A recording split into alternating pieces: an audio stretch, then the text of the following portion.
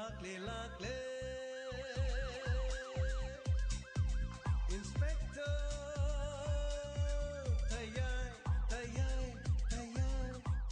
Ahan babaktada Inspector Tayai tabiri bisingbu jem sagurjamna taramlok chobulone koknona khurumjari ngasi pujaragriba tangkak asi lising amaga chahumga yankhai nga shuba tangkak Anana thagachari sanglaba inspector tayagi tonga tonga crime ga mari leneribu wari kaya puning loksing gidama puthokchari wari sing asi monodrama ama oirgasu thokliba thodok sing aseng ba thodok ki tonga crime sing puning loksing oina naba amadi thogalon chanaron haujiki matamda tholiba thodok wathok kya maru miyam da tamduna sanajariba monodrama amadi ngasi mo inong nona puduna lakcharibu wari sigimam henthoi ahum suba saro karigidama ka henthoi haina kol nungsiraba angang ama khaki wari Honggang amada laibi hentho mafam marang khangdana mang ma kadai da mang le kari gi da mang le ma bu kana na phajin puchindana thamliba natraga ma kadai da khudong thiba nangkhrawa lanthok shari henthoi ahum subasharo makhoina ni habu chu chap chaba leiti aduragadi angang no pimsa si lami digi kana gumna phakiba natraga moithem tawduna mahakpu loshilga thamba loshilga na kari kana gadoi Sir, Madudi Kangadi case, Adum Lore, sir. To me, Madu Kangabadi case, Lord. Adubo Mapa Madu the Churuk Tapalapang, Gari Masada Lapasing the Angang, Pimsam, Pava, City, Mina Low in a Kangan. Angang the Angang, a Pipanatabanina, Mabugari, the Pardon upon Mamatam, the Quellau Lorpi, Madudi, at our owners of Sweden Owen. Madudi Angang the Paragapugi, sir, Angang Mokoina Parangani Haibagi Wadinataba, Lambi do the Oiriba situation Haigadra, Gari Haduno, sir. I give Minasum Uzarobudinat, Mina Haibada, I do the Satkina, Salaba the Legena later, Kachin Chingona, there I do the Mikrat, minor lay. Aduga Hosiki pretty heavy yum do the Angang do Sanabala Harry. Aduga pretty Haidu, Moirum the Susatli. Adubu, Numit Aduda. But oh, Karamna, Kangmungam, the Rinis, what can they talk to in? By shots in Manangang, fish and pea, carapina, by Shakar, Panga, and a gunman. We are don't mind it. Kainomo Mongangido. Sir, some we be abasi, like select the Bazida, as Carino, Nevazamuhi. By Shaloning Burger Carino, Pangning Burger Carino, Sunning Man, but the Homan Donasi, have the Adunini. Kaino Ozagamwe, Ozagamwe, I really do. I know is in Muhi. Carino, Sunning Man with the Homan Donasi, have do. Sail Yam, the Loning Man, Grady, Pau do Carino, Cradum, Pazapa, Poradi Pay, Pau do Mok Iha Hadro, Carino Kandi, Taurize, Zamuhi, Pazan and Tis and a Tibira, Pau do Purga, La Pune. Adu de Pausi Yadrim, Tauris, Aini, and a tumbling in Upai later in the Tauris. Adu Kandrabani. Oi, Mundusu Kanasa never came to Soliti, Halamakok Sentobulai, Sentobulai, Handu Sazo Goi, Adusu Yam Patamina, Sien Karalogi, Pesatobula, equally and Hyber Cockney, Kanasa never moving to get him the lady. Kadolaka Yumtung never hung with the Hosiki Sazo, I do Sentobo Kargadilai. Adu Mama Samaksu, Angang Tiba dum Yawi, Crino and Edu Han Sazo, Donangang, Carino Pasapi, the Ganamana Pazan Punjalaga Tamizalo. Not Rakatai, why the Tamizanone, Gamay. Madame Amanatragamadi, Sweden Lay, I queen at the Kundaba. I queen mang the who would labor, Posak Amadi, Sweden or Madame. Sadoni Carino, sir, Kanga the Handaki Pang Tinga, Gamay Carino, Chat Santa Badi Sweden, Ramnitos. Gubnam to Tidabia, Muhi, Chalo, Punisher. Mangi Mong, Matos here. A saying with the Carino, Pasapa, many manatories. Pau the Purga Sulakte. Masigi Muhi is in a Garino, Maming is a Murgi he law meaning. Grinomana Pau to Pasano Pola de Simido in a pang a tit piara don't ever. Go my Yanks. Makoi informers singers and carry Pau Piri have to Yanks. How's you about the Toliver to those Simatan, carrying a clue metallicavana? I couldn't carry one to Pike Piadan late. Sir, Kri Hage, the Vano Kangid. Hadaki Matang said the Queen of Kangdava. Sir, Mong Iman man, the Vamina. Among us, if hasn't Punsendana, sir. Hatok Pikers a la Kangi, sir, Gamay. Hat for the Halam Dogmat. Kariguma Hat Krugadi, a Siba Masar Supomonte. How's about the Siba Masapang within it? Adubu Yam coke lane at all. Angang the mobile pime sonnet. Natraga, you Manung the Kariguman, I never told you, I'm not a Marie Lane and then story. The Siena Harabadi. I quit you mang the guitar. Haduga. I quit a Kangmum the case, somebody showed an Oigadorban. As Madudani, sir, a queen of size, sir. Hadubo हुरानबगी करीनो तरानी मपुगी नोंमा हाइबदुदि sir नोंमदि मखोय सोइदेना खंगलकनी खल्लिए सर तौनिंगबा तौजरसो सर गांगमैगी वातिन चाबदि सुगै सोइद्रेदे सर गांगमै हौजु फाउबदि मुंग सिदा रेंसम फाजन पुनसलगा सेनगी डिमांड तौरपसु करीमता लेट सर मखोयदि इमुंग मनुंगदा सेनगी डिमांड तौरगा इमुंग मनुंगदुना हाइदोक्तरे जाला सर गांगमै मखोय इमुंग मनुंगी नंबर सिंग अखोयना सर्विलेंस लोइ थम हौजु फाउबदि मिटोप अमतगी कॉल मखोयगी मुंगदा लाक्तु लेट अस मदुदनी ने सा इसे करी हाइगदबनो सर्विलेंस सु थंबीरे अदुगी मखोयनासु रेंसम सु तालक्त्रे असिबा मसासु फंगद्रे कदाय वाइदगी फाखिबनो हाइसु खंगद्रे अस कनादा ताइसनगदबनो खंगद्रे करीनो ऑटो थोबा ड्राइवर अमको कुतान तानरुबदुसु सर मासु तुमिना दुम लेग्रे अखोयनादि माना ओइरंगुने हाइदुना केना अस आइने खनबदि मासे पांग तिंगगा वातिन कंथरनी खल्लुबने सर अदुगदि मादि मु सरनासु लांदे हैना थादोखरे सर गमै माके पखुम अखोयना मोद चिंगनरमसिंग अदु मदुगी तायनोबदा लाखपदगिनि सर अइदि माबा मोहना फारग वहंग पांगबदा थोखदर खल्ली सर स्कूल हलकपदा करीनो मसिन मपा मोय इस्दा सुम लाखप मतमदु करीनो मानसु नथंदा लाखब्रा अदुगा नखोय स्टेदा करी अंगांग असि ममेट फजै अदु तौई करीनो मानो हाइबसिंगदु सर अइदि इसिंग सिंगनरी सर कपसन लाउसनरगा माबु थादोखिबदुदि सर गमै हौजु पाबुगिदि मोंद सिंगनबा करीमता लेथि अदुबु मापसु कुपना सेनरी मदु खत नथि अखोगी तोफम तोब थबक क्या मरुम नौन मकोक्तगी येंगदब यारोदोर केस असि अखोइना कदाइदुनो मलि थोक्तुनो लेरबा अखोइना खंगबा याबा मख खंगदन लेबा माल कुशन खरबदी अंगांग असिगी पुंसी हेना खुदोंग थिबु ओरपुसी कयाम कोइना अंगांग दो फाजिन पुंसिनदुना थंगनि नत्रगा लोसिनदुना थंगनि थांगै सेंना अंगांग दो कनागुमा मिओय खरना अंगांग दो बु फारगा मखोइनि योन थोखरबा जाला अस सर अदुमाइनागा अंगांग योनमगा लेरमदि मणिपुरदगादि सर अस सेंना हायरबदा नुंसादुदा करीनो मवुंदो फावरगा असली चैमना पारगा किरि तक्कदमनिगो सर फूदी फूदबिदा उनसादा लीगुम चैगुम के तक्पगी खुनुंगाइसिदि करी हंग चै चारिबा मी मदुना अस नानबदा खांगबा ngamdadana ओइ मसिरे अदु ngakतनिगो सर अदुमाइनागा तौबा तारदि गमै कनदि थबकसि मकोक्तगी अमुक हना इन्वेस्टिगेशन तौदबा यारदोरि मदु नत्रबदि अखोइ वखन थोलोइदोर फनी सर खंगद्रेनि करीनो मकोक्तगी मु हौबा तारबा इमा कइदौरगे हा कइदौरगे बा इमा आइगा अखोइ तामोगसे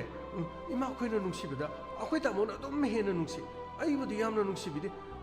इमा आइसे नुपि ओइबगिराबा इमागा पाबुंगना आइबो नुंसिबो वालिसे अखोइ तामोदि इमागा पाबुंगना यामना नुंसि नुपागा नुपिगसे नुपाना अदुम चावे नुपिदि अदुम तोले इमा नुपि ओइना पोबसिबो मसिबो पाप ओइबिरे इमा हे तानिंदिको कदाइदगी वानो ननु ngangidubo ha kanana haigeba nakoi nabungsu nangi he mathak nangna ne nabungi iremkha nakoida mama mapana ne hanthana yengba amata lit isagi isa amani nakoi ni bu kanana hanthana yengi haigene yengi ka so aingonda de yamna hanthana kale aina haibidi ima so pabungso amata yade aina lai phedi mi khaw lai biyo haibida sukta tabide अखोइ तामोगिदि लैयो हाइबगा दम ले अखोइ तामोने हेना नुंसि आइबुदि उमसेदा आइबुदि नुंसिदे निंगोने हाइबगी आइबो नुंसिदबो ओरदि आइने आई योम थादोगा आई चखिनिको आई योम थादोगा चखनिको कइनो नंग हाइदुबो हा हेंथोय हे कइदोरे हा कइदोरगे मुइ पाव नुंथिल पोबोबसिदा ngayak uitharubada nasanupiga wari sanaduna leramliban aidi asengbagi taibangi oibani adubu manglan oiduna leramli moi pabu thoino aishu nasanupida dum ningsingduna lei thabaka mata topom khangthre asumna magi maisaksida le mauriba punsi ase adum khangduna loigedaba ma mama mapana masagi nungaiba mama mapana masagi tamukta wajaba adubu isado mukuna uba phangloidubu oira male thibe yaba thire adubu isagi kungudil liba ngamdre police ने सुके ऐसे सी Matang the करीगुमा मत पुथोप ngamdre 이차누피시부 그다이드 가나나 파진두는 텀렁고도리면은 나트라가 막 가나군분 하이 따리브라 angamba 하이 angamba 따리브라네 따다 따리에 따다 하이 까리노니 노이봉 온신네드나 좀 겁나 라우나드나 레이라브라니 봉어 하이 아두 어라버디 타박 참마트 야로로니 하이 나짜누 파마수 레이리 나티 라이박 티바 토도 오두드노 코이 아동 칸드나 레이르게 하리브라네 아이나 아리바시 나짜누 피두고 까우토크로 나코이 누가이나 레요 하이브나티네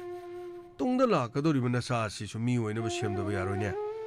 마나티 내리바 상가빵가 마기 로이나리바 시수 나코이 까리마티 갱첸드라바네 다다 까리도고 야오레 다다 이사누파기 마기 강부나 나트라가 이사누파나 그롤레 카이다 까리수 도부기 와나티 혹직디네 angangsi warakpagi matamdi oiri nangina sanupa tinariba misingasi aidi kaya pamdi mai pemi nangi mani kandigi mapadunaga masidaida muktunaga tauja sariba tasengna makhoi khakta oiraboi ningmale hei taibangsidha leirisi ai khoibuna mi oina masing thadaba ai kanade bungo ai waige hojik club ki secretary sidaida diren hoi khari hoi moi mayam sangdana karino 싱콩 마야다 피마 따라미 나이 아도부 피시 누피 마사 낭기네 사 누피는 그리고 뭐다 마나가 주 히익 일레 하브라 가이노 노미뚜부 마부 юм덕이 토키비다 피가 야라가 토키브라네 노이고 피디네티 파디군바 코다이 마쳇 오이나 아마디 마네 히익 파이벤 마두 어디살라 이봉와 마두 club ki secretary duna karino police ta pigani haidana puduna lahora police ta su pau pigre police ta su na khoirom da la ka do male secretary ningon da harakpani ko madugi na mutai pau si piruge haidana laglibani na khoina te no onsin na dana nungai tabagi di nungai tabani haibabu adum na kaptunu leirabadi thabak sidi bungo ai yara roin hei karam togudorim no ne noibo tada kari haigedabano khangte safam thakpam karigum ta khangte 똑폰 mamada khangtre mamasu kairole kaigi mina wana hangbal hakpada amagamuk onsinna kap amagamuk onsinnaraga kap 똑폰 khangtre ngaihaktang mit usinge haidana phamungda changnabada sumit amata usinnadre tholalaga nungthen pobopsida phamna oina ma machabu mamangda urami haidana hojikta tawramliban ibungo yamna nungaite kari haigedabano khangdrene hai adubu police ना हो जिकी फी दो मखोई यंगचन बला कनी है club की secretary ने दी पोरन फी दो न खोई अमुक तंग यंगबदी करी काय तादा खुशोदनी यंगजकी नमित अदुदा ममा की फी सेगाइबा मचेत अमा मदुदगी फदी ओंथोलगा माना रोमान के टाइप तो हे पाइरगा सानाबन मदुगी फी दो ओरिबा जाला खंगदे बुंगो मयामनदी ना चानुपीनी हेक तत्तना पाइबा फीनी महाक की फी दो मफम अदुदा तारमलिबदुनदी हायना मयाम चिंगनब दुम लेहौरी इबुंगो पुलिस लांगलबदिने करिनो सोयदना मक्कीदी हायरान मखोइना हंजन हंग इसागी खोंगंदी करिगुम अमता लीबा ngamti कनादा ताइनगदबनो कनादा साउगदबनो खंगद्रे मांगजखिब अखोइने हेने इचाबो निंगसिंगदुन कपनथन करिगुम अमता उपाय लेत्रे तादा करिगुम अमता उपाय लेत्रे तादा हाय अदुमना तौबदी यारोइने यंगुने नानगी मना मसिंगसी हप्ता अमा फारे अमत्ता इसिंगजु चाइद्रे असुक यामलबा सेनफमसिंग करमनिन तौनी नोय लोइना मांगदे नचानुपादुदी नोंमतु सैनि युमदा लाइसि उदेने नखोइ नचानुपादुदी वारक्तेने दादा थबकसिनगा थोगलेबि युमसिगी रांगथगा मासु मसीदा दुम लैबने अदुबु ममानबसिंगा सथोमने दादा थोलिबा थौदोक्सिदा करिगुम हमति गेंगसिनबा ngamद्रे दादा मदुनु यारोइनि नोयबो नखोइने थबकसि सुद्रे अदुरबदि मानसु मसिदैदा फनियामसु सौरे पखंग मसा फारब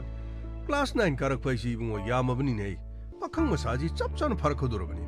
सिंगदसु खरगा साइबि याय नखोइगिसिदा तुलु लेरिसि मैदो को कोसलगा नोइने तौरि थबकतु खरगा तंबिगदबनि ने असुक यामला मना मसिंग मयामसि सिंग चारक्तबदगी पुंगमांग मांगदना लोइबा तारे आखोइ क्लब की नहारोन अमनिगा तौरगने नखोइगी लेरिबि इमुंगसिगी मना मसिंग करी लेबसिंग असे नापीसु लोइने सोमे हरगा सिंग साइसंदना अमुक्तंग तौद्रबदि नखोइ यारो लाइ देरेन खोइ तो आधा क्लब के सेक्रेटरी होई करियो ले आई नखोई मोरा फकब द थाउने थुनो चलो मोरा के लोई पुतरो चलो हम तो चलो पुलिस लाइन है ओ क्लब के सेक्रेटरी को दी पाउ तो फोंग बजाने लाई मो लाउ हे नखोई बो फंबों के पुतरो ने कुमसे लाउ फनी सर 그리노 모고이기는 한도 소돔 레라메네 सर गामै इमुं मनुंग द थौदोक हवाब म थोकपनिना केरो लेकाने चंगगा हंगबाय बदि सोइद्रो सर फिदुबु सर खंगदे हंगसिलो यंगसि ओ अंगांसि ओ सर कुरुमजरी सर ओ अदरे करी ले सर सिगी फिजे अमुक्ति इंग्लिश सर करी सिगी फिजरा नोइना चिंगद लेरमे हाइसे सर चिंग मथक्तग नते चिंगोन म लई अदाइद नुपा मसा खरजु सुरुप थकप खोटपजु हेग लाइ गाड़ी खामगा फमगा खुता चादरी ज्वारगा सानरम जान नुमिदांगी मतंग योक्सलपदि मखोइ नत्रसु मी अतोपका गाड़ी अनि हुम खामगा कोइना कुसिलगा मयाइदा सिंग मई थारगा फम लेरगा मारीना ब चेरंगगा त असलोइना स ओइ चिंग मनाक तु तारम अखोइ क्लब किना हासिंग न मफम मस हिदा गुली अमता चाबा यारोइ थकपा यारोइ न लान म तौबदि खरदि फखरबन अदुबु हनकमु मफम दुदु मिटिन लेब पाउ ताइजैसा माइ खोदिरे 시기 피시 아동 이샤누피니 해 바이바 마네 서 마시망네 이샤누피니 해 멍럭도 야한마네 야함나 어퍼버 피슈나티 라이티비 말레비오 하라가 마나 라이티비 사리네 하이드니 야함나 똑자라만 어두부 이차도 라이티비 아마 퍼버 레이망 엄다나 망크리 이차도 망크리 아무튼 가이비고 오닝 션타비가 아동이 사노피니 인바 피 마쳇 오르가디 징고나 두다 마디 께도르 마팜 두다 프리티가 찰라가 헤헥 사나바자 서 마코이디 마팜 아동다 찰라가디 사나바기 와디 레로 아두 마팜 두다 피 타람레 하리바시 소이데르 마케 동이 사노피 파바 라고 마탐다 마팜 두다 앙앙두다기 피도 타호바마 나트라가 케사스기 마땅다 폴리스나 티잘라가니 अदुरबदी पुलिस मको ngौनबा हाइदना थवैन सिन्दना तौरिबजा सर पुलिस न मको ngौबीबदी लायना सर केससगी मतांग खंगदना तौबगी वान करिगुम खंग बतारगदी खंग हैरबा ओजा सिंगबु अमुक वरक वातेम नबगी तंजाददी सर गमैन सोइदना दम बिजगनी हाइ दारे सर गमै सर अदुदी सिगी फिसे दोंगी चानु पिरी मागी मंगक समद यावखिबन हाइ सिंगोन अदोंगी साइटदी प्रीतिगी युम लेबदी नथि नत्रगा प्रीतिगा मखोइनी थोलकु मतमदसु प्रीतिदी थिक्ता काइदन लेदि अदुदी प्रीतिगी मसिनदी सर अंगांगदुगी मसिनदी हंगद्रि सर ओ अदुदी ओ असिना इचानुपा माने ममानबा सिंगा ओ अदुदी हौजि ओरिबा फिबमसिदा अखोइ प्रीतिबु अमुक्तंग उनरगा वारि साबगी तंगाइ फदबा लेदि नमित अदुदा मखोइ सोइ लाक्तना मफम अदुदा चलुबजाला नत्रगना चलगना प्रीतिना मोहलेसिना कमदौ नत्रगा प्रीति याउदुना माना मतौ करमना मफम अदुदा चटकदौरिबा यामना लुबो वाफम मोरि क्रीनो सर ओजे अंगांग अनि हुम लाकपदु सर निशा साब अंगांग मालेदा सर चेप्था येंगना ता ए क्रीनो नोइ सिदौबदो सिदम तलो सर करी हाइगे सर करी तौरगे सर लाओने सिदा लाओने वा हंगे लाओने सर यानी सर अखोइ साइद सुम लेजगे सर करीनो नखोइना लोना लुमगा तारिदो करीनो करी हानिंगनो नखोइबो सर अखोइगी हेंथोइगी मरमदा करी हाइना खरजनो सर सुम तानिंगदना सुम तौबनी सर करीगिनो खोइदि तानिंगिबा करी मरमगिनो सर मबुंग सर मोमोगा तिनजबन ओ मोमोगा तिनबा माने सर नखोइदि करीमत खंग लेते करीमत उब लेते सर अखोइदि करीमत खंग उब करीमत लेते सर नखोइदि करी चिंजाक चारी करी तौरी साना खोनबा अदुगा करी सर कैसु साना देदा सर अखोइ सुम मोमो होय अखोइ पुन्ना सुम तिनजबन ओ नखोइदि गारी ममंगा कोइदना लांगदना दम लेबनी मांख्रि बंगांग सिगी मरमददी अखोइदि Meena ngangnaba khonaba karimata tadro Sir, ꯑꯩꯈꯣꯏ ꯃꯣꯃꯣ ꯌꯥꯎꯕꯅꯤꯅ ꯁꯔ ꯃꯣꯃꯣꯁꯨ ꯃꯆꯟꯅꯨꯄꯤ ꯈꯟꯖꯕꯗ ꯌꯥꯝ ꯋꯥꯔꯕꯅꯤ ꯁꯔ ꯑꯣ ꯃꯣꯃꯣꯅ ꯋꯥꯔꯕ ꯑꯗꯨꯗꯤ ꯅꯈꯣꯏꯗꯤ ꯋꯥꯗ꯭ꯔꯣ ꯁꯔ ꯑꯩꯈꯣꯏꯁꯨ ꯋꯥꯖꯩꯌꯦ ꯁꯔ ꯀꯔꯤ ꯆꯤꯟꯖꯥꯛꯅꯣ ꯅꯣꯏ ꯆꯥꯔꯤꯁꯤꯕꯣ ꯌꯦꯡꯒꯦꯅꯦ ꯅꯈꯨꯠ ꯊꯥꯡꯒꯠꯂꯨꯅꯦ ꯁꯔ ꯀꯩꯁꯨ ꯌꯥꯎꯗꯦ ꯁꯔ ꯑꯩ ꯊꯥꯡꯒꯠꯂꯨꯅꯦ ꯅꯈꯨꯠꯇꯣ ꯁꯔ ꯀꯩꯁꯨ ꯍꯣꯏꯅꯦ ꯀꯩꯅꯣ ꯁꯤꯗꯤ ꯁꯤ ꯀꯩꯅꯣ सर रजनीगंधा करी रजनीगंधा सिने करी सर तलब करी नोई तलब चु चाब रजनीगंधा खैनी दी चाद्रो सर खैनी चादी सर चिन्याम तत्ले न सर करी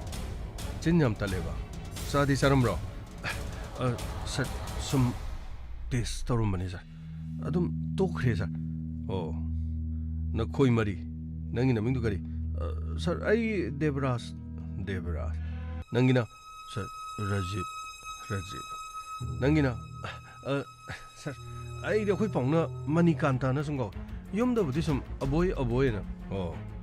युमदा ना अबोय पाबुनो नुक्सिबगी मणिकांता नखोई दि नाहादी लोइनो ओइदि निसा पुसादी फजन चार माने नाइको नंसी खुदांसी कदे सर करी तौरगे सर hey नंग सिदैदा सांगना सिदे ngaksangang si kholi kaino sir kari no sibo ai khanghongdre sir nakhuta sangna khujinna khotpadongna tingkhangna khotkiba saina khetatkiba dong leisibo oh sir nahanoma gari samaina khangdau thorokpada khoi lekai ge deida samban hento to khaba no pam lei maming apabi ko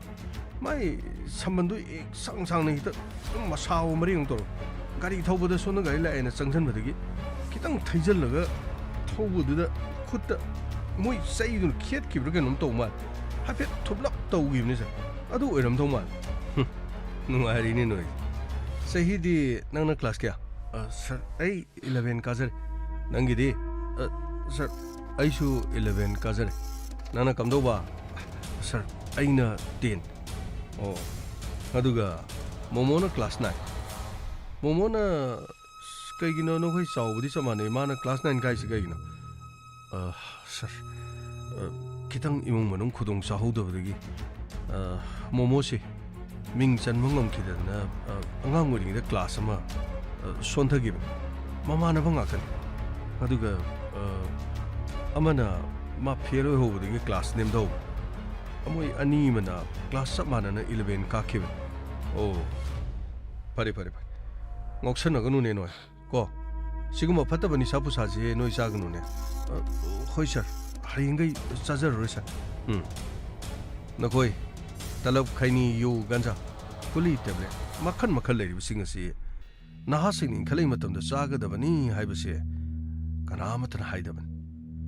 masi charaga na khoi gi punsi da manga dormi ko ngasi gi deina thena rabani na sipiraro si pasalage ko furniture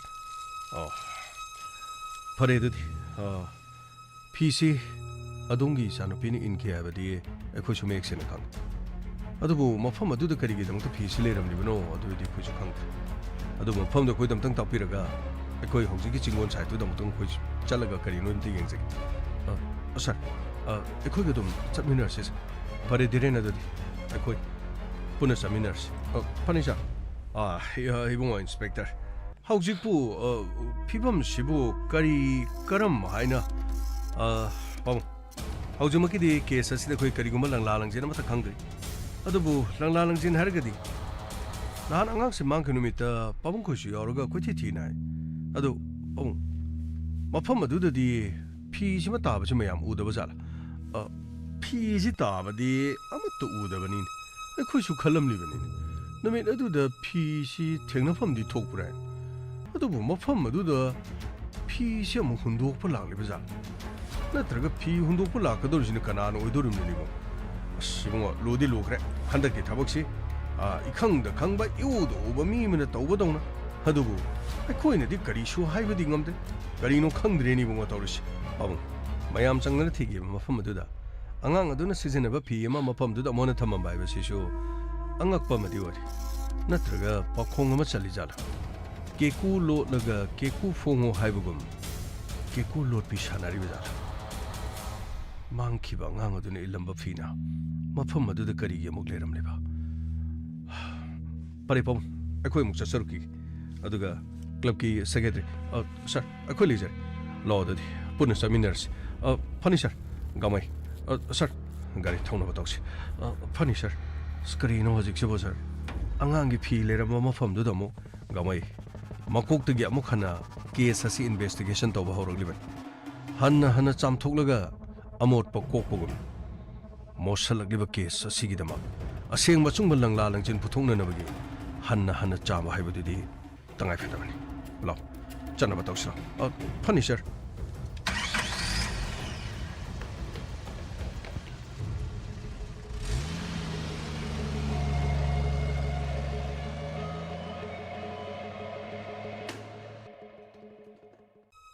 asumna mafam aduda police satkiram amadi chingon aduda phi taramle hariba mafam aduda club ki secretary na taktuna mafam aduda police na kopna mo yengsinki numit tareni helaba angang nupi macha henthoi mangki bagidama police ki team aduna karigumba clue amata puthokpa ngamlamti adubu numit aduda di phangkhidraba phi machet ama numit tareni helaba matung aduda mafam aduda kari phi adu leramliba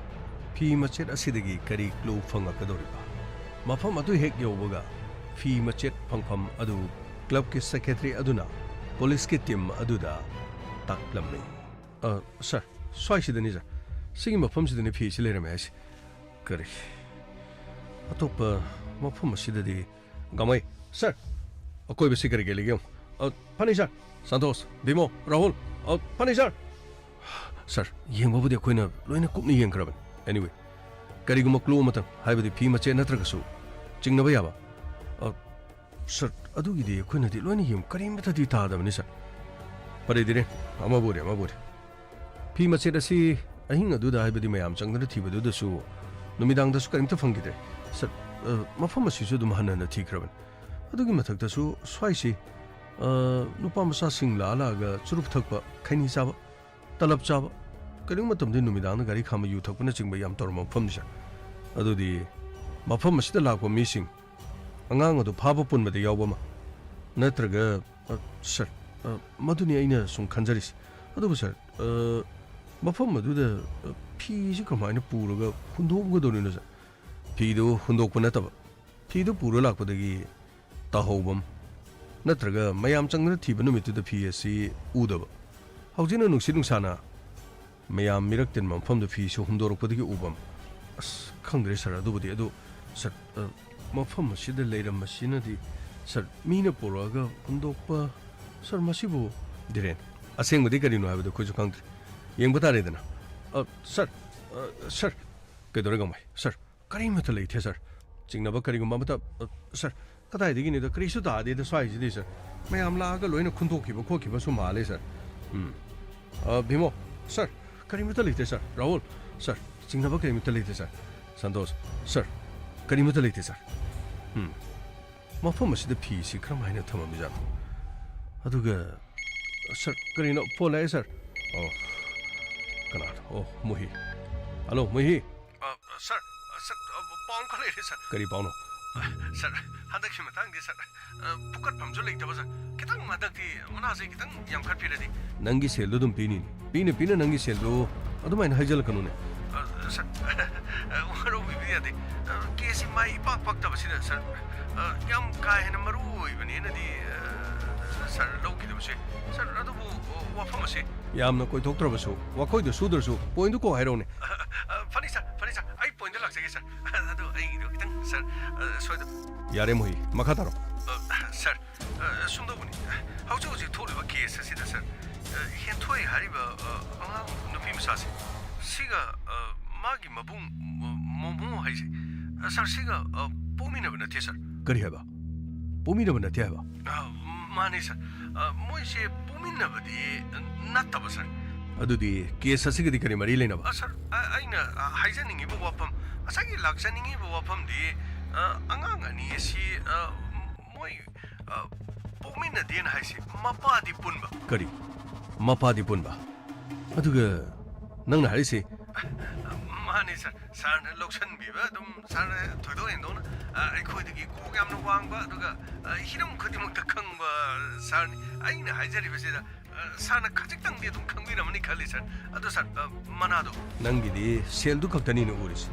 somda nangna tamiba pausina mapumoina kari oigedagi edu de khoju khangdi aduga nangna puthorodiba wafam siga aduga seldamak hai lebani sir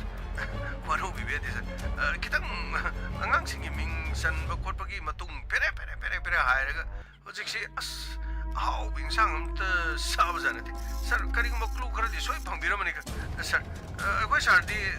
ponomaksi loina khangmani na mohi yare nangi wafam sina kari gumba clue amata phangni ai lethi adubu hoi makhoi ani pokmina de na haire doragadi mahaksi nupi ama thiramba sir nupi si basi ani loan badi natabajani nupi ani di shuba kari no nangi wadubo ha nupi ani di shuba nupi loan badi nataba sir nupi khulon lei hai tare sir mai khulon je mayamna khanariba nupi loan be khulon du manadaba magi sina atop style magi khuloni hai tare sir mohi nangna piraliba pausina mong tadabane aduga nangna mo ingonda explanation tawri wafam du karino ha nupi loan badi nate aduga nupi di ani se karino nang haije sir sunduba nupi loan ba haisina nupi ahandu leiraga ama pusalaga leiraga punna lemino dano loan ba ko ba sir mo yisina samai to ba ahan ba in nupi ahan sil leminaramaga masi kaina khraganda kona ahan duna thamamba machadu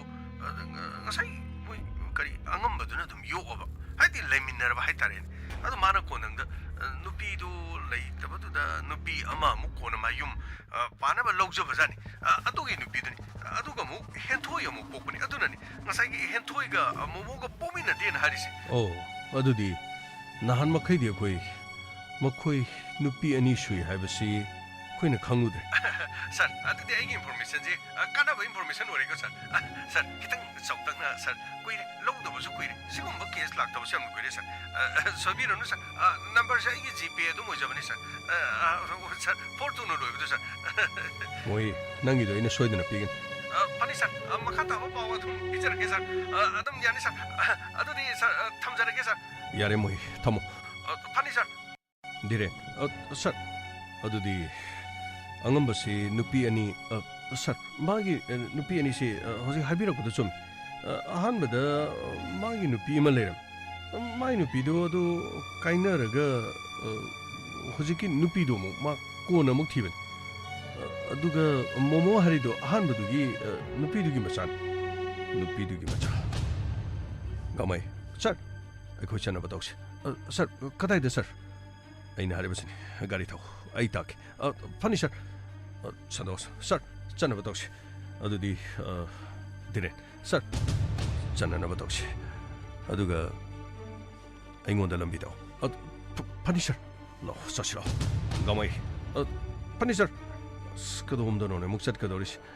krino hoi sir na mo hari jibo kadom do muksalaga khangdrin gamai aina haribasinin funny sir sir wari du kitang khangadi sir phagada sir yare chana batawse karatuji funny sir kadom do no ne sat kadoris hoi sir na chalo hari jibo maina khangjaba amadi soidana leirama dai satpa tabni ko ai di yai ba phangal lore kari haigada no khang asumna police ki team maduna nupa masa ahum amadi momobu phagat kiram loinana ahanba angambana loba nupi anita gi yumda lakhirame mafam aduda angamba amadi thoinu makhush yaurakirame koi chalo yum se loina koi chalo adugo maning maya loina check togadam sangjalo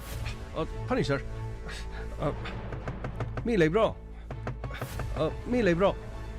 sir karimita khumdi sir momo sir lao sidalo sir nang sidale bago sir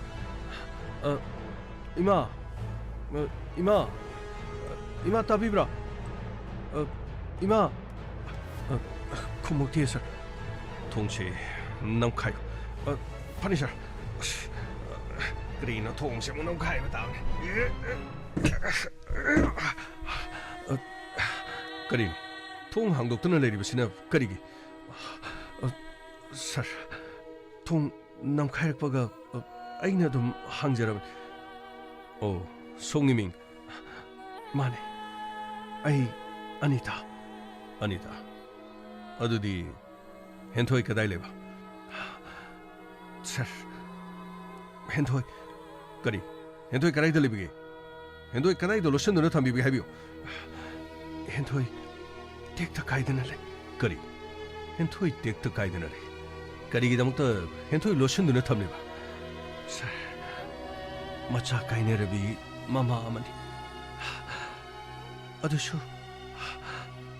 ꯑꯩꯒ ꯂꯩꯃꯤꯟꯅꯕ ꯐꯪꯗ꯭ꯔꯕ ꯃꯃꯥ ꯑꯃꯅ ꯃꯆꯥ ꯀꯥꯏꯅꯕ ꯃꯇꯝꯗ ꯀꯌꯥꯃꯨꯛ ꯌꯥꯝꯅ ꯋꯥꯕꯒꯦ ꯍꯥꯏꯕꯗꯨ ꯃꯃꯥ ꯑꯃꯅ ꯈꯪꯐꯝ ꯊꯣꯛꯏ ꯃꯃꯥ ꯑꯃꯅ ꯈꯪꯐꯝ ꯑꯗꯨ ꯈꯛ ꯊꯣꯛꯏ ꯀꯔꯤ ꯃꯃꯥ ꯑꯃꯅ ꯈꯪꯐꯝ ꯊꯣꯛꯏ ꯀꯔꯤꯒꯤꯅꯣ ꯅꯪꯅ ꯏꯆꯥꯕꯨ ꯃꯐꯝ ꯑꯁꯤꯗ ꯐꯥꯖꯤꯟꯗꯨꯅ ꯊꯝꯕꯒꯤ ꯃꯔꯝ ꯀꯔꯤꯒꯤꯅꯣ ꯁꯔ 마네 헨토이부 탐이 헤리지 살 나 거기 만웅도 장 아무도 장 파니자 살 시다 누비 마사마 레이레 살 시다 누비 마사마 보도록 시다 보도록 파니자 라오 시다 라오 헨토이 라오네 앙칼 아이기제 앙칼 아이기제 라오 시다 라오네 낭기 이마 거이 낭기 그리노 낭 바본 거이 로이니 야오리니 라오 시다 라오 그리 앙앙 씨 ꯅꯪꯅ ꯐꯥꯖꯜꯂꯒ ꯊꯝꯃꯤꯗꯤ ꯀꯔꯤ ꯃꯔꯝꯒꯤ ꯑꯩꯅ ꯅꯨꯡꯁꯤꯔꯕ ꯏꯆꯥꯕꯨ ꯍꯨꯟꯗꯣꯛꯂꯝꯂꯒ ꯑꯁꯥꯎꯕ ꯑꯃꯗꯒꯤ ꯑꯩ ꯌꯨꯝ ꯑꯗꯨꯗꯒꯤ ꯂꯥꯛꯈꯤ ꯑꯗꯨꯕꯨ ꯑꯩꯒꯤ ꯁꯣꯏꯈꯤꯕ ꯑꯩꯒꯤ ꯈꯣꯡꯊꯥꯡ ꯑꯗꯨꯅ ꯑꯩꯒꯤ ꯄꯨꯟꯁꯤꯒꯤ ꯅꯤꯡꯕ ꯄꯨꯝꯅꯃꯛ ꯂꯣꯏꯅꯃꯛ ꯀꯥꯏꯈꯤ ꯑꯗꯨꯕꯨ ꯅꯨꯡꯁꯤꯔꯕ ꯏꯆꯥꯁꯤ ꯀꯌꯥꯔꯛ ꯍꯟꯅ ꯄꯤꯌꯨ ꯍꯥꯏꯖꯔꯨꯕ ꯃꯇꯝꯗ ꯑꯔꯦꯝꯕ ꯇꯥꯈꯤ ꯀꯣꯔꯠꯇ ꯊꯦꯡꯅꯕꯗꯁꯨ ꯑꯩꯉꯣꯟꯗ ꯂꯩꯕ ꯃꯇꯤꯛ ꯆꯥꯗꯦ ꯍꯥꯏꯗꯨꯅ ꯃꯄꯥꯒꯤ ꯀꯁꯇꯗꯤꯗ ꯂꯩꯈꯤ ꯑꯗꯨꯕꯨ ꯑꯩ ꯃꯃꯥꯅꯦ ꯑꯩ ꯃꯃꯥ ꯑꯃꯅ ꯃꯆꯥꯕꯨ ꯀꯌꯥꯝ ꯅꯨꯡꯁꯤꯖꯕ ꯅꯪꯒ ꯑꯩꯒ ꯀꯥꯏꯅꯔꯕꯁꯨ ꯏꯆꯥꯗꯤ ꯑꯩꯉꯣꯟꯗ ꯊꯝꯅꯤꯡꯈꯤ ꯑꯗꯨꯕꯨ ꯅꯪꯗꯤ ꯌꯨꯝ ꯄꯥꯟꯈꯤ ꯅꯪꯒꯤ ꯅꯨꯡꯁꯤꯔꯕ ꯅꯆꯥ ꯑꯃ ꯂꯩꯈꯤ ꯑꯗꯨꯕꯨ ꯃꯆꯥ ꯑꯃꯒ ꯂꯥꯞꯅꯕ ꯃꯇꯝꯗ ꯃꯃꯥ ꯃꯄꯥꯗꯨꯒꯤ ꯊꯃꯣꯏꯗ ꯀꯔꯤ ꯐꯥꯎꯒꯦ ꯍꯥꯏꯕꯗꯨꯗꯤ ꯑꯩꯅ ꯑꯃꯨꯛꯇꯪ ꯅꯉꯣꯟꯗ ꯈꯪꯍꯟꯕ ꯄꯥꯝꯈꯤ ꯃꯗꯨꯗ ꯑꯩꯅ ꯑꯩꯒꯤ ꯏꯆꯥꯅꯨꯄꯥ ꯑꯃꯗꯤ ꯃꯥꯒꯤ ꯃꯃꯥꯟꯅꯕꯁꯤꯡ ꯑꯁꯤ ꯁꯤꯖꯤꯟꯅꯗꯨꯅ ꯅꯨꯃꯤꯗꯥꯡ ꯋꯥꯏꯔꯝ ꯑꯃ ꯍꯦꯟꯊꯣꯏꯕꯨ ꯐꯥꯖꯤꯜꯂꯒ ꯑꯩꯒꯤ ꯏꯅꯥꯛꯇ ꯊꯝꯂꯛꯈꯤꯕꯅꯤ ꯑꯩꯅ ꯍꯦꯟꯊꯣꯏꯕꯨ ꯑꯣꯠ ꯅꯩꯗꯨꯅ ꯑꯩꯅ ꯈꯛ ꯊꯝꯈꯤ ꯑꯩꯅ ꯃꯐꯝ ꯑꯁꯤꯗ ꯑꯩꯒꯤ ꯏꯆꯥ ꯃꯣꯃꯣꯕꯨ ꯅꯈꯣꯏꯒꯤ ꯅꯅꯥꯛꯇ ꯊꯝꯕꯒꯨꯝ ꯑꯩꯅꯁꯨ ꯅꯈꯣꯏꯒꯤ ꯅꯆꯥꯁꯦ ꯑꯩꯒꯤ ꯏꯅꯥꯛꯇ ꯅꯨꯡꯁꯤꯅ ꯊꯝꯃꯦ ꯍꯦꯟꯊꯣꯏ ꯏꯃꯥꯒꯤ ꯍꯦꯟꯊꯣꯏ ꯅꯪ ꯁꯣꯛꯄ꯭ꯔꯥ ꯃꯃꯥ ꯑꯩ ꯀꯩꯝꯇ ꯁꯣꯛꯇꯤꯌꯦ ꯑꯩꯈꯣꯏ ꯁꯤꯒꯤ ꯃꯃꯥꯆꯧꯕꯤꯁꯤꯅꯅꯦ ꯃꯣꯏꯗ ꯁꯤꯗ ꯃꯇꯝ ꯈꯔ ꯂꯩꯖꯦꯅ ꯑꯩꯒ ꯑꯗꯨꯝ ꯂꯩꯃꯤꯟꯅꯩꯌꯦꯕ ꯑꯗꯣ ꯃꯥꯅ ꯑꯩꯒꯤ ꯂꯥꯏꯐꯗꯤꯕꯤ ꯑꯗꯨꯒ ꯑꯩꯒꯤ ꯁꯥꯟꯅꯄꯣꯠꯁꯨ ꯃꯌꯥꯝ ꯑꯃ ꯂꯩꯕꯤꯌꯦ ꯑꯗꯣ ꯑꯩꯈꯣꯏ ꯃꯃꯥꯆꯧꯕꯤꯁꯦ ꯑꯩꯈꯣꯏ ꯇꯥꯖꯧ ꯃꯣꯃꯣꯒꯤ ꯃꯥꯒꯤ ꯃꯃꯥꯅꯤ ꯍꯥꯏꯌꯦ ꯑꯩꯈꯣꯏ ꯇꯥꯖꯧ ꯃꯣꯃꯣꯁꯨ ꯃꯥꯁꯨ ꯁꯤꯗ ꯑꯃꯨꯛ ꯂꯥꯛꯑꯦ ꯑꯩꯗꯤ ꯑꯩꯈꯣꯏ ꯇꯥꯖꯧ ꯃꯣꯃꯣꯒꯁꯨ ꯄꯣꯛꯃꯤꯟꯅꯗꯦ ꯍꯥꯏꯌꯦ ꯑꯩꯈꯣꯏ ꯇꯥꯖꯧ ꯃꯣꯃꯣꯒꯤ ꯃꯃꯥꯅꯤ ꯍꯥꯏꯌꯦ ꯑꯗꯨꯒ ꯑꯩꯈꯣꯏ ꯄꯥꯕꯨꯡꯒ ꯑꯩꯒ ꯑꯗꯨꯒ ꯑꯩꯈꯣꯏꯒꯤ ꯇꯥꯖꯧ ꯃꯣꯃꯣꯒꯗꯤ ꯄꯣꯛꯃꯤꯟꯅꯕꯅꯤ ꯍꯥꯏꯌꯦ ꯀꯔꯤ ꯍꯥꯏꯕ ꯏꯃꯨꯡ ꯃꯅꯨꯡꯒꯤ ꯊꯣꯛꯄ ꯊꯧꯗꯣꯛ ꯑꯃ ꯑꯣꯏꯔꯒꯁꯨ ꯑꯗꯣꯝꯅ ꯑꯗꯨꯝ ꯏꯆꯥ ꯅꯨꯡꯁꯤ ꯍꯥꯏꯗꯨꯅ ꯀꯣꯔꯠꯇꯒꯤ ꯏꯆꯥꯕꯨ ꯐꯪꯅꯕ ꯍꯣꯠꯅꯕꯗꯤ ꯏꯆꯥ ꯐꯪꯈꯤꯗꯦ ꯍꯥꯏꯗꯨꯅ ꯑꯃꯨꯛ ꯍꯟꯅ ꯍꯦꯟꯊꯣꯏꯕꯨ ꯐꯥꯖꯤꯟꯅꯕ ꯍꯣꯠꯅꯕꯗꯨꯗꯤ ꯑꯔꯥꯟꯕ ꯊꯕꯛ ꯑꯃꯅꯤ ꯑꯗꯣꯝꯒꯤ ꯏꯆꯥ ꯃꯣꯃꯣ ꯐꯪꯅꯅꯕꯒꯤꯗꯃꯛ ꯇꯉꯥꯏꯐꯗꯅ ꯑꯥꯏꯟꯒꯤ ꯊꯣꯡꯖꯤꯟꯗ ꯑꯗꯨꯃꯛ ꯊꯤꯟꯕꯤꯒꯦ ꯅꯠꯇ꯭ꯔꯒꯅ ꯑꯉꯝꯕꯒ ꯌꯥꯅꯕꯁꯨ ꯑꯗꯨꯃꯛ ꯀꯩꯁꯨ ꯀꯥꯏꯕꯗꯤ ꯂꯩꯇꯦ ꯑꯗꯨꯕꯨ ꯀꯔꯤꯁꯨ ꯃꯔꯤ ꯂꯩꯅꯗꯕꯗ ꯍꯦꯟꯊꯣꯏꯕꯨ ꯐꯥꯖꯤꯟ ꯄꯨꯟꯁꯤꯜꯂꯒ ꯃꯐꯝ ꯑꯁꯤꯗ ꯊꯝꯕꯗ ꯁꯔ ꯑꯩꯕꯨ ꯐꯥꯕꯤꯌꯨ ꯑꯩ ꯃꯔꯥ ꯂꯩꯕꯅꯦ ꯑꯩ ꯀꯩꯁꯨꯝ ꯁꯪꯗ ꯑꯩꯕꯨ ꯂꯩꯍꯟꯕꯤꯌꯨ ꯆꯍꯤ ꯀꯌꯥ ꯑꯩꯕꯨ ꯑꯃꯨꯛ ꯍꯟꯅ ꯊꯥꯗꯣꯛꯄꯤꯒꯅꯨ ꯑꯩ ꯃꯐꯝ ꯑꯁꯤꯗ ꯂꯩꯔꯕꯗꯤ ꯏꯆꯥꯕꯨ ꯅꯨꯡꯁꯤꯔꯛꯀꯅꯤ ꯏꯆꯥꯕꯨ ꯑꯩꯒꯤ ꯏꯅꯥꯛꯇ ꯊꯝꯅꯤꯡꯂꯛꯀꯅꯤ ꯑꯩꯒꯤ ꯑꯔꯥꯟꯕ ꯈꯣꯡꯊꯥꯡ ꯑꯃꯗꯒꯤ ꯑꯩꯅ ꯏꯄꯨꯔꯣꯏꯕꯕꯨ ꯃꯤꯔꯥꯏꯈꯤꯕꯅꯤ ꯑꯩꯅ ꯃꯤꯀꯞ ꯊꯣꯛꯂꯛꯄ ꯃꯇꯝꯗꯗꯤ ꯄꯨꯝꯅꯃꯛ ꯂꯣꯏꯈ꯭ꯔꯦ ꯄꯨꯝꯅꯃꯛ ꯂꯣꯏꯈ꯭ꯔꯦ ꯏꯆꯥ ꯅꯨꯡꯁꯤꯕꯅ ꯉꯥꯎꯔꯕ ꯑꯩꯗꯤ ꯄꯨꯝꯅꯃꯛ ꯑꯁꯤ ꯑꯥꯏꯅ ꯌꯥꯗꯅꯕ ꯑꯩꯕꯨ ꯐꯥꯅꯅꯕ ꯀꯩꯁꯨꯝ ꯁꯪꯗ ꯊꯝꯅꯅꯕ ꯍꯣꯠꯅꯔꯤꯕꯅꯦ ꯀꯔꯤꯅꯣ ꯁꯔ ꯁꯤꯗꯤ ꯌꯥꯝ ꯊꯤꯅ ꯂꯨꯔꯦ ꯁꯔ ꯀꯔꯤ ꯍꯥꯏꯒꯗꯕꯅꯣ ꯁꯔ ꯃꯆꯥ ꯅꯨꯡꯁꯤꯕꯒꯤꯗꯃꯛ ꯁꯔ ꯒꯥꯡꯃꯩ ꯑꯃꯕꯨ ꯑꯣꯏꯔꯦ ꯃꯤꯒꯤ ꯃꯆꯥ ꯐꯥꯖꯤꯟꯂꯒ ꯅꯨꯃꯤꯠ 8ꯅꯤ ꯊꯝꯕ ꯍꯥꯏꯕꯗꯨꯗꯤ ꯌꯥꯕ ꯅꯠꯇꯦ ꯑꯗꯨꯒ ꯌꯦꯡꯉꯨ ꯃꯆꯥꯅꯨꯄꯥ ꯃꯣꯃꯣ ꯑꯗꯨꯒ ꯁꯤꯗꯩꯗ ꯅꯤꯁꯥ ꯈꯔꯒ ꯆꯥꯕ ꯑꯉꯥꯡ 2-3ꯁꯨ ꯁꯤꯖꯤꯟꯅꯔꯝꯃꯤ ꯃꯈꯣꯏꯁꯨ ꯆꯍꯤ ꯑꯃꯗ ꯁꯨꯗꯦ ꯖꯦꯜꯗ ꯊꯝꯕ ꯌꯥꯕ ꯑꯗꯨꯒ ꯆꯩꯔꯥꯛ ꯄꯤꯕ ꯌꯥꯕ ꯑꯃꯠꯇ ꯌꯥꯎꯗꯦ ꯃꯈꯣꯏ ꯀꯥꯎꯟꯁꯦꯂꯤꯡ ꯇꯧꯒꯗꯕ ꯃꯈꯣꯏ ꯋꯥꯈꯜ ꯇꯥꯍꯟꯒꯗꯕ ꯀꯦꯁ ꯑꯁꯤꯗꯤ ꯏꯃꯨꯡ ꯃꯅꯨꯡꯒꯤ ꯑꯣꯏꯕ ꯀꯦꯁ ꯑꯃ ꯑꯣꯏꯔꯦ ꯐꯥꯖꯤꯟ ꯄꯨꯟꯁꯤꯜꯂꯒ ꯆꯩꯔꯥꯛ ꯄꯤꯕ ꯌꯥꯕ ꯍꯥꯏꯕꯗꯨꯗꯤ ꯀꯔꯤ ꯁꯣꯏꯗꯦ ꯑꯉꯝꯕ ꯅꯪꯒꯤ ꯋꯥꯈꯜꯗ ꯀꯔꯤ ꯈꯜꯂꯤꯕ ꯁꯔ ꯃꯇꯝ ꯑꯃꯗ ꯀꯣꯔꯠꯇ ꯀꯦꯁ ꯊꯦꯡꯅꯗꯨꯅ ꯏꯆꯥꯅꯨꯄꯥ ꯃꯣꯃꯣꯕꯨ ꯂꯧꯅꯅꯕꯒꯤꯗꯃꯛ ꯀꯟꯅ ꯍꯣꯠꯅꯔꯛꯈꯤ ꯑꯩ ꯁꯨꯕ ꯅꯣꯝꯕ ꯌꯥꯝꯅ ꯀꯟꯅ ꯑꯩ ꯍꯣꯠꯅꯔꯛꯈꯤ ꯑꯗꯨꯕꯨ ꯃꯇꯝ ꯑꯗꯨꯗ ꯑꯩꯕꯨ ꯂꯥꯏꯔꯕꯅꯤ ꯑꯩ ꯄꯨꯛ ꯊꯟꯅ ꯆꯥꯕ ꯐꯪꯗꯕ ꯃꯤꯅꯤ ꯍꯥꯏꯗꯨꯅ ꯑꯩꯕꯨ ꯃꯤꯔꯥꯏꯔꯒ ꯆꯠꯈꯤ ꯑꯩꯅ ꯀꯌꯥꯔꯛ ꯍꯟꯅ ꯃꯥꯕꯨ ꯀꯧꯈꯤ ꯑꯗꯨꯕꯨ ꯃꯍꯥꯛꯅ ꯌꯥꯈꯤꯗꯦ ꯃꯃꯩꯊꯪꯗ ꯀꯣꯔꯠꯇ ꯑꯩꯒ ꯃꯥꯒ ꯗꯥꯏꯚꯣꯔꯁ ꯇꯧꯅꯈꯤ ꯃꯗꯨꯒꯤ ꯃꯇꯨꯡꯗ ꯑꯩ ꯀꯣꯟꯅ ꯊꯣꯏꯅꯨꯕꯨ ꯑꯩꯅ ꯑꯅꯤꯁꯨꯕ ꯅꯨꯄꯤ ꯑꯣꯏꯅ ꯂꯧꯈꯤꯕꯅꯤ ꯑꯁ ꯑꯗꯨꯗꯤ ꯀꯔꯤꯅꯣꯅꯦ ꯁꯔ ꯍꯧꯖꯤꯛ ꯇꯧꯒꯗꯧꯔꯤꯁꯤ ꯌꯥꯝ ꯊꯤꯅ ꯂꯨꯔꯦꯗ ꯁꯔ ꯒꯥꯡꯃꯩ ꯑꯃꯕꯨ ꯑꯣꯏꯔꯦ ꯃꯍꯥꯛꯄꯨ ꯁ꯭ꯇꯦꯁꯟꯗ ꯄꯨꯗꯕꯗꯤ ꯌꯥꯔꯣꯏ ꯋꯥꯈꯜ ꯇꯥꯍꯜꯂꯒ ꯏꯃꯨꯡ ꯃꯅꯨꯡ ꯌꯥꯅꯕꯒꯤ ꯃꯇꯨꯡ ꯏꯟꯅ ꯑꯁ ꯀꯔꯤ ꯍꯥꯏꯒꯗꯕꯅꯣ ꯈꯪꯗ꯭ꯔꯦ ꯌꯥꯝ ꯂꯨꯔꯦ ꯁꯔ ꯁꯤꯕꯨ ꯌꯥꯔꯔꯣꯏ ꯍꯧꯖꯤꯛ ꯁ꯭ꯇꯦꯁꯟꯗ ꯄꯨꯔꯒ ꯇꯉꯥꯏ ꯐꯗꯅ ꯑꯩꯈꯣꯏ ꯆꯠꯇꯕꯗꯤ ꯌꯥꯗꯦ ꯑꯗꯨꯒ ꯑꯉꯝꯕ ꯁꯔ ꯃꯆꯥꯕꯨ ꯅꯨꯡꯁꯤꯕꯒꯤꯗꯃꯛ ꯅꯨꯡꯁꯤꯕꯅ ꯉꯥꯎꯗꯅ ꯇꯧꯔꯤꯕꯅꯤ ꯑꯗꯨꯕꯨ ꯁꯔ ꯄꯨꯝꯅꯃꯛ ꯍꯧꯈ꯭ꯔꯦ ꯍꯧꯖꯤꯛꯇꯤ ꯃꯉꯣꯟꯗ ꯀꯟꯕ ꯆꯩꯔꯥꯛꯇꯤ ꯄꯤꯕꯤꯔꯅꯨ ꯑꯗꯨꯕꯨ ꯃꯆꯥꯕꯨ ꯅꯨꯡꯁꯤꯕꯒꯤ ꯃꯩꯁꯥꯛ ꯃꯥꯅ ꯆꯥꯛꯂꯤꯕꯁꯤꯗꯤ ꯃꯥ ꯃꯁꯥꯅ ꯁꯤꯟꯖꯕꯅꯤ ꯑꯩꯅ ꯅꯠꯇꯦ ꯁꯔ ꯏꯆꯦꯕꯨ ꯑꯈꯟꯕ ꯆꯩꯔꯥꯛ ꯄꯤꯕꯤꯒꯅꯨ ꯑꯩꯅ ꯏꯆꯦꯒꯤ ꯃꯐꯝꯗ ꯂꯥꯟꯈꯤꯕꯁꯨ ꯂꯩꯇꯦ ꯑꯩꯗꯤ ꯏꯆꯦ ꯂꯩꯇ꯭ꯔꯕ ꯃꯇꯝꯗ ꯑꯩꯗꯤ ꯂꯥꯛꯈꯤꯕꯅꯤ ꯑꯗꯨꯕꯨ ꯏꯆꯦꯗ ꯑꯀꯟꯕ ꯆꯩꯔꯥꯛ ꯄꯤꯕꯤꯒꯅꯨ ꯑꯁ ꯂꯨꯗꯤ ꯂꯨꯔꯦꯍꯦ ꯁꯥꯏꯗ ꯑꯣꯏꯕ ꯀꯔꯤ ꯍꯥꯏꯒꯗꯕꯅꯣ ꯈꯪꯗ꯭ꯔꯦ ꯒꯥꯡꯃꯩ ꯆꯠꯅꯅꯕ ꯇꯧꯁꯤ ꯐꯅꯤ sir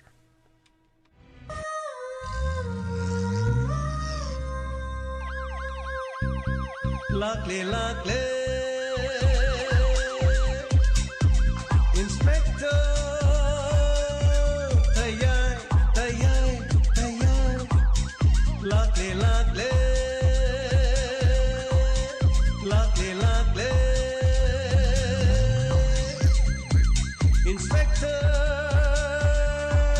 Tayay tayay tayay Uthanaba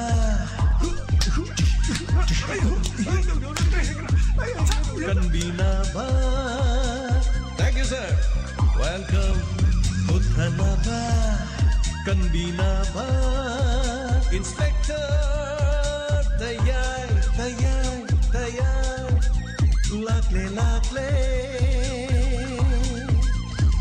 Inspector. Tayay,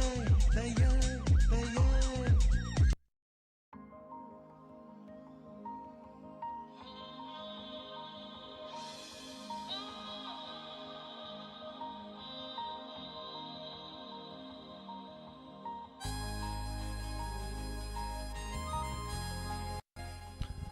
ꯑꯅꯥꯅ ꯊꯥꯒꯠꯆꯔꯤ ꯋꯥꯔꯤꯁꯤ ꯂꯥꯏꯚ ꯑꯣꯏꯅ ꯁꯥꯟꯅꯖꯔꯛꯄꯅꯤꯅ ꯃꯔꯛꯇ ꯇꯠꯄ ꯈꯔ ꯌꯥꯎꯔꯦ ꯃꯁꯤꯒꯤꯗꯃꯛꯇ ꯉꯥꯛꯄꯤꯒꯅꯤ ꯀꯣꯟꯅ ꯇꯥꯕꯁꯤꯡꯒꯤꯗꯃꯛꯇ ꯇꯠꯂꯤꯕꯁꯤ ꯑꯃꯨꯛ ꯀꯣꯟꯅ ꯁꯦꯝꯖꯔꯛꯀꯦ ꯍꯧꯖꯤꯛ ꯈꯨꯗꯛꯇ ꯁꯦꯝꯕ ꯌꯥꯗꯦ ꯑꯩꯈꯣꯏꯅ ꯌꯨꯇ꯭ꯌꯨꯕꯀꯤ ꯄ꯭ꯔꯣꯒ꯭ꯔꯥꯝ ꯍꯥꯏꯇꯥꯔꯦꯀꯣ ꯁꯨꯃꯥꯏꯅ ꯑꯩꯈꯣꯏꯅ ꯄ꯭ꯔꯣꯒ꯭ꯔꯥꯝ ꯁꯥꯟꯅꯖꯕꯁꯤ ꯃꯔꯛꯇ ꯇꯠꯈꯤꯕ ꯌꯥꯎꯔꯒꯗꯤ ꯇꯠꯈꯤꯕꯁꯤ ꯀꯣꯟꯅ ꯑꯃꯨꯛ ꯑꯩꯈꯣꯏꯅ ꯁꯝꯖꯟꯅꯕ ꯑꯃꯨꯛ ꯌꯥꯏ ꯑꯗꯣ ꯈꯨꯗꯛꯇ ꯁꯝꯖꯟꯕꯗꯤ ꯌꯥꯗꯦꯕ ꯄꯨꯡ ꯌꯥꯝꯗ꯭ꯔꯕꯗ ꯄꯨꯡ 5-6ꯀꯤ ꯃꯇꯨꯡꯗ ꯍꯥꯏꯇꯥꯔꯦ ꯑꯩꯈꯣꯏꯅ ꯁꯣꯏꯈꯤꯕ ꯑꯗꯨꯒ ꯇꯠꯈꯤꯕ ꯌꯥꯎꯕꯁꯤ ꯄꯨꯟꯁꯤꯟꯅꯕ ꯌꯥꯏ ꯑꯗꯣ ꯈꯨꯗꯛꯇꯗꯤ ꯌꯥꯗꯦ ꯑꯗꯨꯅ ꯀꯣꯟꯅ ꯇꯥꯕꯁꯤꯡꯅꯗꯤ ꯃꯇꯠ ꯃꯇꯠ ꯇꯧꯋꯦꯅ ꯑꯗꯨꯝ ꯈꯟꯕꯤꯔꯅꯤ ꯃꯇꯠ ꯃꯇꯠ ꯇꯧꯔꯛꯏꯁꯦ ꯋꯥꯔꯤꯁꯦ ꯁꯣꯝꯗꯒꯤ ꯑꯩꯅ ꯁꯥꯟꯅꯔ ꯁꯣꯝꯗ ꯊꯥꯖꯤꯜꯂꯛꯄꯗ ꯅꯪꯗ꯭ꯔꯤꯅꯦ ꯍꯥꯏꯇꯥꯔꯦ ꯇꯦꯛꯅꯤꯀꯦꯜ ꯄ꯭ꯔꯣꯕ꯭ꯂꯦꯝ ꯍꯥꯏꯇꯥꯔꯦ ꯑꯗꯨꯅ ꯋꯥꯔꯤꯁꯦ ꯌꯥꯝ ꯂꯨꯕ ꯁꯤ ꯋꯥꯔꯤꯁꯦ ꯑꯗꯨꯝ ꯌꯥꯝ ꯊꯤꯅ ꯂꯨꯕ ꯋꯥꯔꯤ ꯑꯃꯅꯤ ꯑꯗꯨꯅ ꯇꯁꯦꯡꯅ ꯍꯥꯏꯔꯒꯗꯤ ꯅꯨꯄꯤ ꯑꯗꯨꯝ ꯃꯌꯥꯝ ꯑꯗꯨꯝ ꯈꯪꯕꯤꯔꯦꯀꯣ ꯃꯃꯥ ꯑꯃꯅ ꯅꯨꯡꯁꯤ ꯍꯩꯇꯅ ꯃꯤꯔꯥꯏꯔꯒ ꯆꯠꯈꯤꯕꯒꯤ ꯋꯥꯔꯤ ꯍꯥꯏꯇꯥꯔꯦ ꯑꯗꯣ ꯋꯥꯔꯤꯁꯤ ꯎꯠꯊꯣꯛꯄ ꯉꯝꯗ꯭ꯔꯦ ꯋꯥꯔꯤꯁꯤꯅ ꯍꯥꯏꯇꯥꯔꯦ ꯁꯥꯟꯅꯔꯛꯄ ꯋꯥꯔꯤꯒꯤ ꯄꯨꯡꯐꯝꯁꯤꯅ ꯑꯗꯨꯝ ꯎꯠꯊꯣꯔꯛꯄꯗꯤ ꯉꯝꯈꯤꯗ꯭ꯔꯦ ꯑꯗꯨꯕꯨ ꯑꯦꯅꯤꯋꯦ ꯂꯣꯖꯤꯛꯇꯗꯤ ꯑꯗꯨꯝ ꯃꯌꯥꯝꯅ ꯑꯗꯨꯝ ꯈꯪꯉꯤ ꯇꯁꯦꯡꯅ ꯍꯥꯏꯔꯀꯥꯟꯗ ꯃꯇꯝ ꯑꯃꯗ ꯃꯥꯅ ꯃꯤꯔꯥꯏꯈꯤꯕ ꯑꯗꯨꯒ ꯃꯤꯔꯥꯏꯔꯀꯥꯟꯗ ꯀꯔꯤ ꯍꯥꯏꯇꯥꯔꯦ ꯅꯨꯄꯥꯗꯣ ꯁꯦꯟ ꯊꯣꯛꯇꯦ ꯈꯣꯠꯇꯦꯅ ꯇꯧꯕ ꯁꯤꯒꯤ ꯑꯗꯨ ꯐ꯭ꯂꯥꯁꯕꯦꯛꯇꯣ ꯂꯥꯛꯄ ꯉꯝꯗ꯭ꯔꯦ ꯑꯗ ꯃꯥꯅ ꯃꯤꯔꯥꯏꯈꯤꯕ ꯑꯗꯨꯒ ꯃꯃꯩꯊꯪꯗ ꯃꯆꯥꯗꯨ ꯀꯁꯇꯗꯤꯗ ꯂꯧꯅꯕ ꯍꯣꯠꯅꯕ ꯑꯗꯩꯗ ꯅꯨꯄꯥꯗꯨꯗ ꯀꯁꯇꯗꯤꯗꯨ ꯄꯤꯈꯤꯕ ꯑꯗꯩ ꯈꯔ ꯂꯩꯔꯀꯥꯟꯗ ꯗꯥꯏꯚꯣꯔꯁ ꯇꯧꯔꯕꯅꯤ ꯃꯥꯅ ꯌꯨꯝ ꯄꯥꯟꯖꯕꯅꯤ ꯌꯨꯝ ꯄꯥꯜꯂꯀꯥꯟꯗ ꯍꯦꯟꯊꯣꯏꯕꯤ ꯑꯃꯨꯛ ꯂꯥꯛꯄꯅꯦ ꯑꯗ ꯍꯦꯟꯊꯣꯏꯁꯤ ꯂꯥꯛꯀꯥꯟꯗ ꯉꯁꯥꯏ ꯅꯨꯄꯤꯁꯤꯅ ꯈꯜꯂꯤꯁꯦ ꯃꯆꯥꯅꯨꯄꯥꯗꯨ ꯁꯤꯖꯤꯟꯅꯔꯒ ꯃꯆꯥꯅꯨꯄꯥꯗꯨ ꯈꯔ ꯈꯔ ꯉꯥꯎꯁꯟꯅꯔꯛꯄꯗꯣ ꯃꯃꯥꯟꯅꯕꯁꯤꯡꯗꯨꯒ ꯁꯤꯖꯤꯟꯅꯔꯀꯥꯟꯗ ꯍꯦꯟꯊꯣꯏꯁꯤ ꯄꯨꯔꯒ ꯂꯥꯛꯍꯟꯕꯅꯦꯕ ꯑꯗ ꯄꯨꯔꯒ ꯂꯥꯛꯍꯜꯂꯒ ꯃꯌꯨꯝꯗ ꯃꯥꯅ ꯐꯥꯖꯤꯜꯂ ꯊꯝꯕ ꯍꯥꯏꯇꯥꯔꯦ ꯑꯗ ꯃꯥꯅ ꯐꯥꯔꯝꯒꯅꯤ ꯍꯥꯏꯁꯦ ꯁꯨꯡꯈꯪ ꯈꯪꯗꯕ ꯍꯥꯏꯇꯥꯔꯦ ꯑꯗ ꯃꯣꯏꯒꯤ ꯏꯟꯐꯣꯔꯃꯔꯅ ꯀꯨꯟꯅ ꯊꯥꯗꯣꯛꯑꯀꯥꯟꯗ ꯃꯨꯍꯤꯅ ꯍꯥꯏꯔꯛꯏꯁꯦ ꯃꯥꯁꯦ ꯅꯨꯄꯤ ꯑꯅꯤ ꯂꯣꯜꯂꯤ ꯑꯗ ꯅꯨꯄꯤ ꯑꯅꯤ ꯂꯣꯟꯕꯗꯤ ꯅꯠꯇꯦ ꯅꯨꯄꯤ ꯑꯃ ꯂꯧꯔꯝꯃꯤ ꯅꯨꯄꯤ ꯑꯃ ꯀꯣꯟꯅ ꯊꯤꯕꯅꯤ ꯍꯥꯏꯕ ꯋꯥꯔꯤꯗꯨ ꯈꯛꯇꯅꯦ ꯃꯥ ꯍꯥꯏꯔꯝꯃꯤꯁꯦ ꯑꯗꯣ ꯃꯈꯥ ꯇꯥꯔꯛꯄꯗꯤ ꯃꯆꯥꯅꯨꯄꯥꯁꯤꯡꯗꯨ ꯐꯥꯖꯤꯜꯂꯒ ꯏꯟꯁꯄꯦꯛꯇꯔ ꯇꯌꯥꯏꯅ ꯄꯨꯂꯤꯁꯅ ꯍꯥꯏꯇꯥꯔꯦ ꯆꯞꯄꯒ ꯋꯥꯍꯪ ꯄꯥꯎꯍꯪ ꯇꯧꯔꯀꯥꯟꯗ ꯑꯉꯥꯡꯗꯨ ꯂꯩꯌꯦꯅ ꯍꯥꯏꯗꯣꯔꯛꯄꯅꯦ ꯁꯤꯒꯤ ꯋꯥꯔꯤꯁꯦ ꯎꯠꯊꯣꯛꯄ ꯉꯝꯗ꯭ꯔꯦꯕ ꯁꯥꯟꯅꯕ ꯀꯥꯟꯗ ꯀꯩꯅꯣ ꯍꯥꯏ ꯀꯥꯟꯗ ꯄꯥꯔꯠ 4 ꯂꯩꯕ ꯑꯗꯨꯅ ꯄꯥꯔꯠ 4ꯁꯤ ꯂꯩꯍꯟꯗꯅꯕꯅ ꯑꯩꯗꯤ ꯍꯌꯦꯡ ꯆꯠꯇꯣꯔꯕꯅꯤꯅ ꯋꯥꯔꯤꯁꯦ ꯅꯝꯗꯅ ꯂꯣꯏꯅꯕ ꯍꯣꯠꯅꯕꯗ ꯑꯗꯨꯃꯥꯏꯅ ꯁꯨꯝ ꯃꯌꯥꯝꯗ ꯑꯗꯨꯝ ꯇꯥꯁꯟꯖꯔꯝꯃꯒꯦꯅ ꯋꯥꯔꯤꯁꯦ ꯆꯤꯟ ꯑꯣꯏꯅ ꯍꯥꯏꯔꯒꯦꯅ ꯍꯥꯏꯇꯥꯔꯦ ꯊꯦꯡꯛ ꯌꯨ ꯁꯣ ꯃꯆ ꯊꯥꯒꯠꯆꯔꯤ ꯊꯧꯔꯝꯁꯤ ꯌꯥꯎꯕꯤꯔꯛꯄ ꯌꯨꯝꯈꯥꯏꯕꯝ ꯍꯦꯂꯦꯟ ꯊꯥꯒꯠꯆꯔꯤ ꯋꯥꯔꯤ ꯅꯨꯡꯁꯤꯅ ꯇꯥꯛꯄꯤꯔꯛꯄ ꯑꯗꯨꯒ ꯊꯥꯒꯠꯆꯔꯤ ꯔꯥꯅꯤꯕꯂꯥ ꯂꯩꯁꯥꯡꯊꯦꯝ ꯏꯟꯗꯨ ꯑꯣꯏꯅꯥꯝ ꯊꯥꯒꯠꯆꯔꯤ ꯊꯥꯡꯖꯃꯟꯖꯅ ꯋꯥꯔꯤꯁꯤ ꯀꯞꯅꯤꯡꯉꯦꯅ ꯑꯗꯨꯅ ꯃꯅꯨꯡꯗ ꯋꯥꯔꯤ ꯑꯃꯗꯤ ꯂꯩꯕꯅꯤ ꯉꯔꯥꯡꯁꯨ ꯍꯥꯏꯕꯗꯣ ꯋꯥꯔꯤ ꯑꯃ ꯂꯩꯔꯝꯃꯗꯤ ꯅꯨꯡꯉꯥꯏꯅꯤꯅ ꯍꯥꯏꯕꯗꯣ ꯋꯥꯔꯤ ꯑꯃ ꯂꯩꯕꯅꯦ ꯑꯗꯨꯒꯤ ꯋꯥꯔꯤꯗꯨ ꯎꯠꯊꯣꯛꯄ ꯉꯝꯗ꯭ꯔꯦ ꯍꯥꯏꯇꯥꯔꯦ ꯑꯗꯨꯅ ꯎꯠꯊꯣꯛꯄꯁꯦ ꯄꯥꯔꯠ 4 ꯍꯥꯏꯇꯥꯔꯦꯅꯦ ꯄꯥꯔꯠ 4 ꯂꯩꯇ꯭ꯔꯁꯨ ꯌꯥꯔꯦ ꯑꯗꯣ ꯍꯌꯦꯡꯗꯤ ꯂꯩꯔꯔꯣꯏꯗꯧꯅꯤꯅ ꯋꯥꯔꯤꯗꯣ ꯑꯩꯅ ꯅꯝꯗꯅ ꯁꯥꯟꯅꯁꯟꯕꯗꯣ ꯉꯝꯗ꯭ꯔꯦ ꯍꯥꯏꯇꯥꯔꯦ ꯑꯗꯨ ꯃꯌꯥꯝꯗ ꯑꯗꯨꯝ ꯂꯤꯊꯣꯛꯆꯔꯝꯃꯤꯁꯤꯅꯦ ꯋꯥꯔꯤꯁꯦ ꯑꯗꯨꯅ ꯔꯤꯅꯥ ꯍꯤꯗꯥꯝ ꯊꯥꯒꯠꯆꯔꯤ ꯋꯥꯔꯤꯁꯤ ꯐꯖꯩ ꯅꯨꯡꯉꯥꯏꯖꯩ ꯑꯁꯦꯡꯕꯅꯦ ꯁꯤ ꯊꯧꯗꯣꯛꯁꯦ ꯑꯁꯦꯡꯕ ꯊꯣꯛꯄ ꯊꯧꯗꯣꯛꯅꯤ ꯑꯗꯨꯒ ꯀꯣꯟꯖꯦꯡꯐꯝ ꯇꯔꯨꯅꯤ ꯊꯥꯒꯠꯆꯔꯤ ꯁꯔ ꯖꯌꯦꯟꯗ꯭ꯔ ꯀꯨꯃꯥꯔ ꯋꯥꯔꯤ ꯑꯁꯤ ꯄꯤꯔꯤꯕ ꯃꯦꯁꯦꯖ ꯑꯁꯤ ꯃꯃꯥ ꯑꯃꯅ ꯃꯆꯥ ꯀꯥꯏꯅꯕꯒꯤ ꯑꯋꯥꯕꯗꯣ ꯍꯣꯏ ꯃꯥꯅꯁꯨ ꯃꯥꯏ ꯃꯆꯥꯗꯣ ꯀꯥꯏꯅꯕꯗꯣ ꯈꯪꯍꯟꯒꯦ ꯁꯤꯅꯦꯕ ꯃꯥꯅ ꯈꯜꯂꯤꯁꯦ ꯑꯗꯣ ꯃꯥꯅ ꯇꯧꯔꯤ ꯊꯕꯛꯇꯨꯗꯤ ꯐꯠꯇꯕꯅꯤ ꯑꯗꯨ ꯃꯥꯅ ꯑꯉꯥꯡꯗꯣ ꯑꯣꯠꯄꯗꯤ ꯅꯠꯇꯦꯕ ꯐꯨ ꯆꯩꯕꯗꯤ ꯅꯠꯇꯦ ꯍꯥꯏꯇꯥꯔꯦ ꯑꯗꯨ ꯑꯣꯏꯔꯁꯨ ꯐꯥꯖꯤꯟꯕꯗꯨꯗꯤ ꯑꯥꯏꯅꯗꯤ ꯌꯥꯗꯦꯕ ꯑꯗꯣ ꯋꯥꯈꯜ ꯇꯥꯃꯤꯟꯅꯕꯩ ꯆꯪꯉꯦ ꯑꯗꯨꯅ ꯃꯉꯣꯟꯗ ꯑꯋꯥꯕ ꯄꯤꯕꯤꯒꯅꯨ ꯑꯃꯨꯛ ꯍꯥꯏꯔꯤꯅꯦꯕ ꯐꯖꯊꯣꯛꯄꯗꯣ ꯍꯥꯏꯇꯥꯔꯦ ꯑꯃꯔꯣꯝꯗ ꯊꯦꯡꯛ ꯌꯨ ꯁꯣ ꯃꯆ ꯊꯥꯒꯠꯆꯔꯤ ꯑꯗꯣ ꯁꯤꯒꯨꯝꯕ ꯊꯧꯗꯣꯛ ꯑꯃ ꯊꯣꯛꯑꯦꯅ ꯈꯜꯂꯒꯗꯤ ꯑꯗꯣꯝ ꯀꯃꯥꯏꯅ ꯇꯧꯅꯤ ꯅꯨꯄꯤꯗꯣ ꯍꯥꯠꯂꯨꯕꯗꯤ ꯌꯥꯄꯣꯟꯇꯦꯕ ꯑꯗꯣ ꯃꯉꯣꯟꯗ ꯑꯉꯥꯡꯗꯣ ꯐꯥꯖꯤꯜꯂꯝꯃꯦ ꯍꯥꯏꯅ ꯃꯉꯣꯟꯗ ꯖꯦꯜꯗ ꯊꯝꯕ ꯍꯥꯏꯒꯗ꯭ꯔꯥ ꯀꯁꯇꯗꯤꯗ ꯂꯩꯅꯤ ꯑꯗꯨꯒ ꯃꯥ ꯖꯦꯜ ꯊꯝꯃꯁꯨ ꯊꯥ 2 ꯃꯉꯥꯏ 3 ꯃꯉꯥꯏ ꯑꯗꯨꯝ ꯕꯦꯜꯗ ꯑꯗꯨꯝ ꯊꯣꯛꯂꯛꯀꯅꯦꯕ ꯑꯗꯨꯒ ꯏꯃꯨꯡ ꯃꯅꯨꯡꯗꯨꯅ ꯀꯦꯁ ꯄꯥꯟꯁꯤꯜꯂꯛꯇ꯭ꯔꯗꯤ ꯖꯦꯜ ꯆꯪꯉꯣꯏꯗꯣꯏꯅꯦꯕ ꯌꯥꯅꯔꯀꯥꯟꯗ ꯑꯗꯨꯝ ꯕꯦꯜꯗ ꯑꯗꯨꯝ ꯊꯣꯛꯑ ꯂꯩꯗꯣꯏꯅꯦꯕ ꯁꯤꯅꯤ ꯑꯥꯏꯟꯗ ꯇꯧꯔꯤꯕ ꯆꯠꯅ ꯀꯥꯡꯂꯣꯟ ꯍꯥꯏꯇꯥꯔꯦ ꯑꯗꯨꯅ ꯊꯦꯡꯛ ꯌꯨ ꯁꯣ ꯃꯆ ꯊꯥꯒꯠꯆꯔꯤ ꯏꯟꯗꯣ ꯑꯣꯏꯅꯥꯝ ꯏꯕꯦꯝꯃ ꯅꯤꯡꯊꯧꯀꯣꯡ ꯃꯁꯤꯒꯤ ꯋꯥꯔꯤ ꯅꯨꯡꯉꯥꯏꯖꯩꯅ ꯇꯥꯛꯄꯤꯔꯛꯄ ꯊꯥꯒꯠꯆꯔꯤ ꯑꯗꯨꯒ ꯔꯤꯅꯥ ꯍꯤꯗꯥꯝ ꯊꯥꯒꯠꯆꯔꯤ ꯑꯗꯨꯒ ꯊꯥꯒꯠꯆꯔꯤ ꯋꯥꯔꯤ ꯅꯨꯡꯁꯤꯅ ꯇꯥꯛꯄꯤꯔꯦ ꯋꯥꯔꯤꯁꯤ ꯐꯖꯩꯅ ꯇꯥꯛꯄꯤꯔꯛꯄ ꯊꯦꯡꯛ ꯌꯨ ꯁꯣ ꯃꯆ ꯍꯤꯗꯥꯝ ꯑꯥꯏꯁꯀꯣꯝꯗ ꯌꯦꯡꯕ ꯀꯥꯡꯕꯨꯒꯤꯗꯤ ꯑꯥꯏꯁꯀꯣꯝꯁꯦ ꯉꯁꯤꯗꯤ ꯋꯥꯔꯤꯁꯤ ꯂꯣꯏꯗ꯭ꯔꯤꯉꯩꯗ ꯌꯥꯈꯤꯗ꯭ꯔꯦ ꯑꯗꯨꯅ ꯑꯥꯏꯁꯀꯣꯝꯗ ꯌꯦꯡꯕ ꯀꯥꯡꯕꯨꯗꯤ ꯌꯥꯝ ꯅꯨꯡꯉꯥꯏꯔꯝꯃꯔꯣꯏ ꯉꯁꯤꯒꯤ ꯑꯣꯏꯅ ꯃꯗꯨ ꯑꯩꯈꯣꯏꯒꯤ ꯑꯣꯏꯅꯗꯤ ꯀꯔꯤꯃꯠꯇ ꯁꯣꯏꯖꯗꯕꯅꯤ ꯁꯣꯏꯔꯤꯁꯤ ꯑꯩꯈꯣꯏꯒꯤ ꯑꯥꯏꯁꯀꯣꯝꯒꯤ ꯑꯣꯐꯤꯁꯇ ꯑꯩꯈꯣꯏꯒꯤ ꯏꯟꯇꯔꯅꯦꯠ ꯍꯥꯏꯇꯥꯔꯦꯀꯣ ꯏꯟꯇꯔꯅꯦꯠ ꯂꯤꯡꯛ ꯑꯞꯁꯤ ꯅꯨꯡꯉꯥꯏꯈꯤꯗ꯭ꯔꯦ ꯍꯥꯏꯇꯥꯔꯦ ꯑꯩꯈꯣꯏꯒꯤ ꯑꯣꯏꯅꯗꯤ ꯏꯟꯇꯔꯅꯦꯠ ꯀꯩꯁꯨꯝ ꯇꯧꯗꯦ ꯑꯗꯨꯅ ꯑꯥꯏꯁꯀꯣꯝꯗ ꯌꯦꯡꯕꯤꯔꯤꯕꯁꯤꯡꯅꯗꯤ ꯑꯁ ꯌꯥꯝ ꯅꯨꯡꯉꯥꯏꯔꯝꯃꯔꯣꯏ ꯍꯧꯖꯤꯛꯁꯦ ꯑꯥꯏꯁꯀꯣꯝꯗꯗꯤ ꯌꯦꯡꯕ ꯐꯪꯉꯝꯃꯔꯣꯏ ꯍꯥꯏꯇꯥꯔꯦ ꯑꯗꯨꯕꯨ ꯑꯌꯨꯛꯇ ꯑꯃꯨꯛ ꯍꯜꯂꯒ ꯊꯥꯖꯒꯗꯕꯅꯤ ꯑꯌꯨꯛꯇ ꯌꯥꯕ ꯑꯣꯏꯁꯅꯨ ꯔꯤꯅꯥ ꯍꯤꯗꯥꯝ ꯊꯥꯒꯠꯆꯔꯤ ꯁꯔ ꯖꯌꯦꯟꯇ ꯊꯥꯒꯠꯆꯔꯤ JK ꯀꯛꯆꯤꯡ ꯑꯁꯨꯛ ꯌꯥꯝꯅ ꯅꯨꯡꯁꯤꯈ꯭ꯔꯕ ꯃꯆꯥꯁꯦ ꯅꯨꯡꯁꯤꯕ ꯍꯩꯇꯕꯤ ꯃꯃꯥꯁꯨ ꯑꯗꯨꯃꯛ ꯂꯩꯇꯕ ꯅꯠꯇꯦ ꯑꯗꯨꯅ ꯑꯆꯨꯝꯕꯅꯤ ꯇꯥꯛꯄꯤꯔꯤꯕ ꯋꯥꯐꯝꯁꯦ ꯃꯌꯨꯝ ꯄꯥꯅꯕ ꯍꯣꯠꯅꯔꯤꯉꯩꯗ ꯃꯆꯥ ꯅꯨꯡꯁꯤ ꯀꯥꯎꯕ ꯅꯨꯄꯤꯁꯨ ꯂꯩꯇꯕ ꯅꯠꯇꯦ ꯑꯆꯨꯝꯕꯅꯤ ꯃꯇꯝ ꯑꯃꯗ ꯂꯥꯛꯏꯕ ꯐ꯭ꯂꯥꯁꯕꯦꯛꯇꯤ ꯑꯗꯨꯅꯤ ꯃꯥꯅ ꯍꯥꯏꯗꯣ ꯃꯇꯝ ꯑꯃꯗ ꯑꯩ ꯁꯦꯜ ꯊꯣꯛꯇꯦ ꯅꯨꯄꯥꯗ ꯁꯨꯕ ꯅꯣꯝꯕꯗꯤ ꯌꯥꯝ ꯀꯜꯂꯦꯕ ꯃꯥꯅ ꯁꯨꯕ ꯅꯣꯝꯕ ꯀꯟꯈ꯭ꯔꯤꯁꯦ ꯑꯁꯦꯡꯕꯗꯤ ꯑꯗꯨꯗꯩꯅꯤ ꯍꯥꯏꯇꯥꯔꯦ ꯑꯗꯨꯒ ꯁꯦꯜ ꯊꯣꯛꯇꯦꯅ ꯃꯌꯨꯝ ꯄꯥꯅꯦ ꯂꯩꯔꯀꯥꯟꯗ ꯃꯆꯥ ꯑꯃ ꯌꯥꯎꯔꯝꯃꯀꯥꯟꯗ ꯂꯩꯃꯤꯟꯅꯕ ꯉꯝꯃꯔꯣꯏꯅ ꯆꯠꯈꯤꯕꯅꯦ ꯍꯥꯏꯇꯥꯔꯦ ꯑꯗꯨ ꯃꯥꯅ ꯆꯠꯈ꯭ꯔꯀꯥꯟꯗ ꯀꯣꯟꯅꯪꯗ ꯃꯥꯅ ꯀꯧꯕ ꯀꯌꯥꯔ ꯍꯟꯅ ꯆꯠꯈꯤ ꯂꯥꯛꯎ ꯌꯥꯗꯦ ꯃꯃꯩꯊꯪꯗ ꯃꯥꯅ ꯌꯥꯗꯕꯗꯒꯤ ꯗꯥꯏꯚꯣꯔꯁ ꯇꯧꯈꯤ ꯑꯗꯨ ꯑꯉꯥꯡꯁꯤ ꯃꯥꯅ ꯂꯧꯅꯅꯕ ꯀꯣꯔꯠꯇ ꯊꯦꯡꯅꯩ ꯀꯣꯔꯠꯇ ꯊꯦꯡꯅꯕ ꯃꯇꯝꯗ ꯀꯣꯔꯠꯅ ꯀꯁꯇꯗꯤꯁꯤ ꯃꯄꯥꯗ ꯂꯩꯒꯗꯧꯅꯤ ꯍꯥꯏꯗꯅ ꯑꯌꯥꯕꯗꯨ ꯄꯤꯔꯛꯈꯤ ꯑꯗꯨꯅ ꯃꯄꯥꯒ ꯂꯩꯃꯤꯟꯅꯈꯤꯕꯅꯦꯕ ꯃꯆꯥꯗꯣ ꯑꯗꯣ ꯃꯆꯥꯗꯨ ꯈꯔ ꯈꯔ ꯉꯥꯎꯁꯟꯅꯔꯤꯗꯨ ꯀꯩꯅꯣ ꯍꯥꯏꯀꯥꯟꯗ ꯃꯃꯥꯅ ꯑꯁꯣꯝꯗꯩ ꯗꯧ ꯄꯤꯕ ꯂꯥꯛꯑꯣ ꯁꯣꯝꯗ ꯂꯥꯛꯑꯣ ꯑꯩ ꯅꯥꯛ ꯂꯩꯁꯤ ꯑꯗꯨ ꯇꯧꯁꯤꯅ ꯑꯁꯨꯃꯥꯏꯅ ꯇꯧꯕ ꯃꯆꯥꯁꯤ ꯐꯒꯟꯗꯦꯕ ꯃꯃꯥꯒꯤ ꯑꯃꯨꯛ ꯃꯄꯥꯒꯤ ꯑꯃꯨꯛ ꯃꯃꯥꯒꯤ ꯑꯃꯨꯛ ꯆꯠꯀꯥꯟꯗ ꯑꯉꯥꯡꯁꯤ ꯉꯥꯎꯁꯟꯅꯒꯟꯕ ꯑꯗꯨꯅꯤ ꯁꯨꯃꯥꯏꯅ ꯊꯣꯛꯄꯁꯤ ꯌꯥꯎꯋꯤ ꯑꯁꯦꯡꯕ ꯄꯨꯟꯁꯤꯗ ꯇ꯭ꯔꯨ ꯁ꯭ꯇꯣꯔꯤꯅꯤ ꯃꯁꯤ ꯋꯥꯔꯤꯁꯦ ꯑꯗꯨꯒ ꯑꯩꯈꯣꯏꯅ ꯃꯃꯤꯡ ꯃꯊꯥ ꯃꯐꯝ ꯃꯇꯝ ꯄꯟꯗꯕꯩ ꯋꯥꯅꯤ ꯍꯥꯏꯇꯥꯔꯦ ꯊꯥꯒꯠꯆꯔꯤ ꯁꯟꯖꯔꯃꯝ ꯇꯣꯝꯕꯤꯁꯅꯥ ꯊꯌꯥꯏ ꯋꯥꯔꯤ ꯅꯨꯡꯉꯥꯏꯖꯩꯅ ꯑꯗꯨꯒ ꯁꯔ ꯑꯩꯒꯥ ꯁꯔꯠ ꯀꯨꯃꯥꯔ ꯊꯥꯒꯠꯆꯔꯤ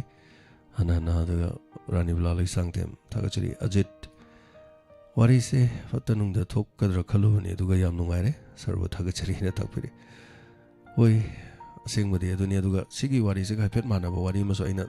ꯊꯦꯡꯅꯩ ꯑꯗꯨꯀꯥꯟꯗꯨꯗꯅ ꯋꯥꯔꯤ ꯑꯃꯗꯨꯅ ꯁꯨꯃꯥꯏꯅ ꯂꯩꯃꯤꯟꯅꯈꯤꯗꯕ ꯑꯉꯥꯡꯗꯨ ꯅꯨꯄꯤ ꯃꯆꯥꯗꯨ ꯑꯦꯁꯤഡ് ꯍꯩꯖꯤꯜꯂꯒ ꯃꯩ ꯊꯥꯗꯣꯛꯑꯝꯕ ꯍꯥꯏꯇꯥꯔꯦ ꯑꯗꯨꯝ ꯋꯥꯔꯤ ꯑꯃꯁꯨ ꯍꯥꯏꯐꯦꯠ ꯈꯤꯇꯪ ꯁꯤꯒ ꯃꯥꯟꯅꯕ ꯑꯩꯅ ꯋꯥꯔꯤ ꯑꯃ ꯄꯥꯕꯗ ꯑꯗꯣ ꯁꯤꯒꯤ ꯋꯥꯔꯤꯗꯨꯒꯗꯤ ꯃꯥꯟꯅꯕꯗꯤ ꯅꯠꯇꯦ ꯁꯤꯁꯨ ꯉꯁꯥꯏꯒꯤ ꯑꯉꯥꯡꯗꯨ ꯑꯂꯃꯟ ꯈꯨꯝꯅꯕꯅꯦꯅ ꯑꯦꯁꯤഡ് ꯍꯩꯖꯤꯜꯂ ꯃꯩ ꯊꯥꯗꯣꯛꯄ ꯋꯥꯔꯤ ꯑꯃꯗꯤ ꯂꯩꯕ ꯑꯗꯣ ꯃꯌꯥꯝꯅ ꯌꯥꯝ ꯄꯥꯈꯠꯅꯩ ꯑꯉꯥꯡꯁꯤ ꯁꯤꯒꯗ꯭ꯔꯅ ꯌꯥꯝ ꯀꯟꯅ ꯈꯜꯂꯤ ꯍꯥꯏꯇꯥꯔꯦ ꯑꯗꯨꯅ ꯊꯥꯒꯠꯆꯔꯤ ꯍꯥꯟꯅ ꯃꯦꯝ ꯆꯧꯕꯤ ꯉꯥꯡꯉꯣꯝ ꯒꯥꯡꯃꯩ ꯊꯥꯒꯠꯆꯔꯤ ꯂꯥꯜꯂꯤꯕꯁꯤ ꯀꯅꯥꯅꯣ ꯍꯥꯏꯗꯨ ꯇꯥꯔꯦ ꯀꯣꯟꯖꯦꯡꯕꯝ ꯇꯔꯨꯅꯤ ꯊꯥꯒꯠꯆꯔꯤ ꯔꯩꯅꯥ ꯍꯩꯗꯥꯝ ꯊꯦꯡꯛ ꯌꯨ ꯁꯣ ꯃꯆ ꯇꯣꯝꯕꯤ ꯅꯣꯡꯊꯣꯝꯕꯝ ꯊꯥꯒꯠꯆꯔꯤ ꯂꯣꯏ ꯆꯦꯟꯈꯠꯈ꯭ꯔꯦ ꯃꯦꯁꯦꯖ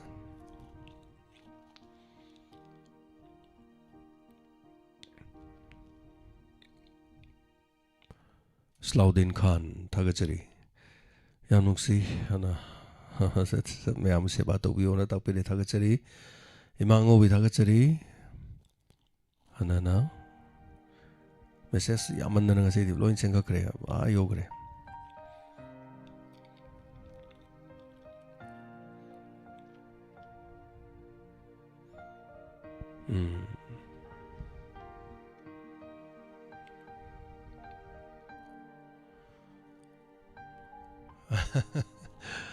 ꯇꯥꯟꯅ ꯐꯪꯗ꯭ꯔꯦ ꯃꯦꯁꯦꯖꯁꯦ ꯌꯧꯈ꯭ꯔꯦ ꯍꯥꯏꯇꯥꯔꯦ ꯊꯦꯡꯛ ꯌꯨ ꯁꯣ ꯃꯆ ꯑꯗꯨꯕꯨ ꯌꯥꯎꯕꯤꯔꯛꯂꯤꯕ ꯃꯌꯥꯝ ꯄꯨꯝꯅꯃꯛ ꯑꯩ ꯃꯔꯛꯇꯒꯤ ꯐꯥꯔꯒ ꯍꯦꯛꯇ ꯂꯤꯖꯔꯒꯦ ꯌꯥꯝꯅꯗꯤ ꯆꯦꯟꯈꯠꯈ꯭ꯔꯦ ꯌꯧꯈ꯭ꯔꯦ ꯍꯥꯏꯇꯥꯔꯦ ꯃꯦꯁꯦꯖ ꯊꯦꯡꯛ ꯌꯨ ꯁꯣ ꯃꯆ ꯀꯣꯟꯖꯦꯡꯕꯝ ꯇꯔꯨꯅꯤ ꯑꯗꯨꯒ ꯁꯔ ꯁꯨꯔꯟꯖꯣꯏ ꯇꯈꯦꯜ ꯊꯥꯒꯠꯆꯔꯤ ꯑꯃꯤꯇꯥ ꯊꯧꯅꯥꯎꯖꯝ ꯂꯥꯏꯚ ꯌꯥꯎꯕ ꯐꯪꯖꯕꯁꯤ ꯌꯥꯝ ꯅꯨꯡꯉꯥꯏꯖꯔꯦ ꯉꯁꯤꯗꯤ ꯅꯤꯛ ꯅꯤꯛ ꯂꯥꯎꯏ ꯋꯥꯔꯤꯁꯦ ꯍꯥꯏꯅ ꯇꯥꯛꯄꯤꯔꯤ ꯇꯥꯅ ꯇꯥꯅ ꯁꯣꯔ ꯍꯣꯟꯗꯣꯛꯏ ꯃꯃꯥꯒ ꯂꯩꯔꯝꯕꯁꯦ ꯃꯃꯥꯒꯤ ꯋꯥꯖꯕꯁꯦ ꯑꯆꯨꯝꯕꯅꯤ ꯑꯩ ꯑꯗꯥꯏꯒꯤ ꯏꯃꯣꯁꯟꯗꯨ ꯌꯥꯝ ꯎꯠꯄ ꯉꯝꯈꯤꯗ꯭ꯔꯦ ꯁꯣꯝꯗ ꯂꯥꯏꯚꯁꯤ ꯊꯥꯅ ꯁꯥꯟꯅ ꯇꯧꯔꯛꯄꯅꯤꯅ ꯇꯠꯁꯜꯂꯛꯄ ꯍꯥꯏꯇꯥꯔꯦ ꯑꯗꯨꯅ ꯑꯦꯅꯤꯋꯦ ꯊꯥꯒꯠꯆꯔꯤ ꯕꯦꯃꯣꯂꯥ ꯀꯣꯟꯁꯝ ꯏꯃꯥ ꯕꯦꯃꯣꯂꯥ ꯀꯣꯟꯁꯝ ꯊꯥꯒꯠꯆꯔꯤ ꯏꯟꯗꯨ ꯑꯣꯏꯅꯥꯝ ꯊꯥꯒꯠꯆꯔꯤ ꯋꯥꯔꯤ ꯐꯖꯩ ꯅꯨꯡꯁꯤꯅ ꯇꯥꯛꯄꯤꯔꯛꯄ ꯊꯦꯡꯛ ꯌꯨ ꯁꯣ ꯃꯆ ꯁꯣꯔꯣꯛꯈꯥꯏꯕꯝ ꯁꯨꯃꯤꯂꯥ ꯂꯩꯃ ꯋꯥꯔꯤ ꯐꯖꯩꯅ ꯇꯥꯛꯄꯤꯔꯤ ꯏꯃꯥ ꯃꯅꯤꯇꯣꯝꯕꯤ ꯁꯦꯝ ꯊꯥꯒꯠꯆꯔꯤ ꯏꯁꯂꯥꯎꯗꯤꯟ ꯈꯥꯟ ꯊꯥꯒꯠꯆꯔꯤ thank you so much M10 wari fazakre ngasidi Sir James tapire thagachari M10 Moram kuno Helen thagachari Inspector the ngasigi Home Suba nungsi na tapire thagachari Romila Loitongbam thagachari Yamna fazai wari tapirak Tombi thagachari Tombi nong tombam Soro khaibam sumila leima mohna thagachari aduga Sergeant su anana thagachari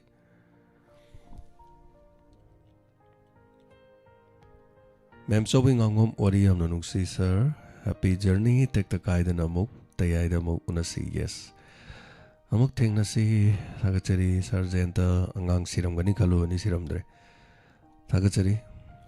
Inspector Tayay si Numit Nini Humni Gidi Lepcha Batare Dubu Pungpam Sida Wari Nungsiba Family Gi Wari Ohum Kakti Tam Tamjarongge Mayam Soy the Natabiu Wari Ohum Tamjarongge Numit Humni Gi ado wari ohum si taba luraga dum laksage ado wari si am ganna dum sandokjange yam thengdana haitare pung 12 tarakpa matamda chap chana dum sandokjana bohona jage ai olenda sinajarongge aduga wari nuksiraba wari ohum mari khak thamjarongge mayam soidana taraga ngaibiramo aduga halakpaga inspector tayay amok togjage adudagidi kharang angkhana haitare pung ama yaudana pung 12 makhai swaijigi adum haunabadum hona jage Thagachari Hanana Pukri Mayum Farukdin Thagachari Wari Fazai thanks Tapirakpa. Thank you Ivaman Ningtokong Thagachari Wari Fazakri Tapirakpa. Madam हनना थागचरी madam की comment इबदा वारी लिरकपसे आइना पाबदे हेक्ता अदु पाब नुंगाइजदबै पाजदबनि madam की दुम इबियो कैसो कायदे वारी फजखरे हाइबदो अदुबो हाइतारेको थागचरी अंगाउबा पाखंग आईडी थागचरी आईडी ममिंग हाइतारे अंगाउबा पाखंग बरिना हिदाम थागचरी मैडम बिनोदिनी खोमथाम थागचरी ngasi wari yamna fazai nuksibaga loinana loikre takpire थागचरी hanana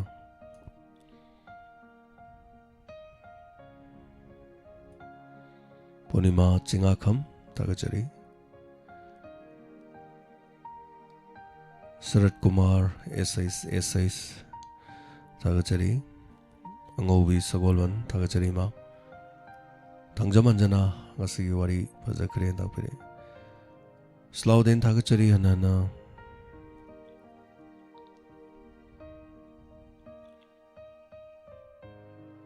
yamgre ngasi message me yapse BK Wang थागचरी wari yam nungai kokse pura lekhai aduga mama amana macha gi maichak na takpire asumane mama amana macha gi maichak haitare samai to buse dum yawe nungsira ba macha ani du sena dadana mama du na ngauksana dana dum adagi macha no pa pakhang bharabo ko mama di somda leisara leiba yawe mapam da halaga leisara leithokpo adum ngaudana langdana koidana adum tawleba karan turan gi wadi natabako sum langbo khotba do pamjaba haitare somdana mapurbo kainara lak mapurbo dana macha ani do sena ngamdadana macha ani ju loi ngauksana leba guli jaw ni sa sa konang da kaidogebo macha ani do loi mayum pala mayum makai loi pala kanda ngasai gi leisa leramba mama do adu su leisa ge leisa ra ngauge ngauro kanda dum masu konang da dum pharakki bujum yawe ba sikum busu dum leiba imung manung do ko thok patho do wa thom yawe haitare ado punsigi soiki ba kongthang am haise kono linna changam dai makhun changam dai da chumna changen konang da di macha gi mai chak la kan da di macha piu hairak pa kan da macha piu ya da kai gi no da mana mate ma la lu bu thoi ni sing ma tho do wa thok se mayam thoi kok thong ma haitare ko thank you so much थागचरी soro kabam sumila lema nana aduga wari mana ba yawbi ramaga su ngapi gani wari ni khalaga dum tabi se puning loksing oi ba haiba tar aduna sigum wari se thok triba singna thok tana na bagi dama punsi de sumain taro de owa ba tai se khanga kanda afaba khongthang thang na ba hai tare थागचरी helen happy journey na ta pirakwa थागचरी ima sakhi yumnam थागचरी himasu live jawbi re ngasi di wari fazain ta piri tombi nongtomam थागचरी kuraija memi Diamond TV channel series oina Potopo inspector tayan investigation to view worosin purakpa थागचरी Panamak थागचरी Madam Binodini थागचरी wakal si amok nungai re Ranbir Wangkem थागचरी ngasi wari fazakre sir horokpada faraga karino nungsada yairaga taki bahai bada peli थागचरी Ranbir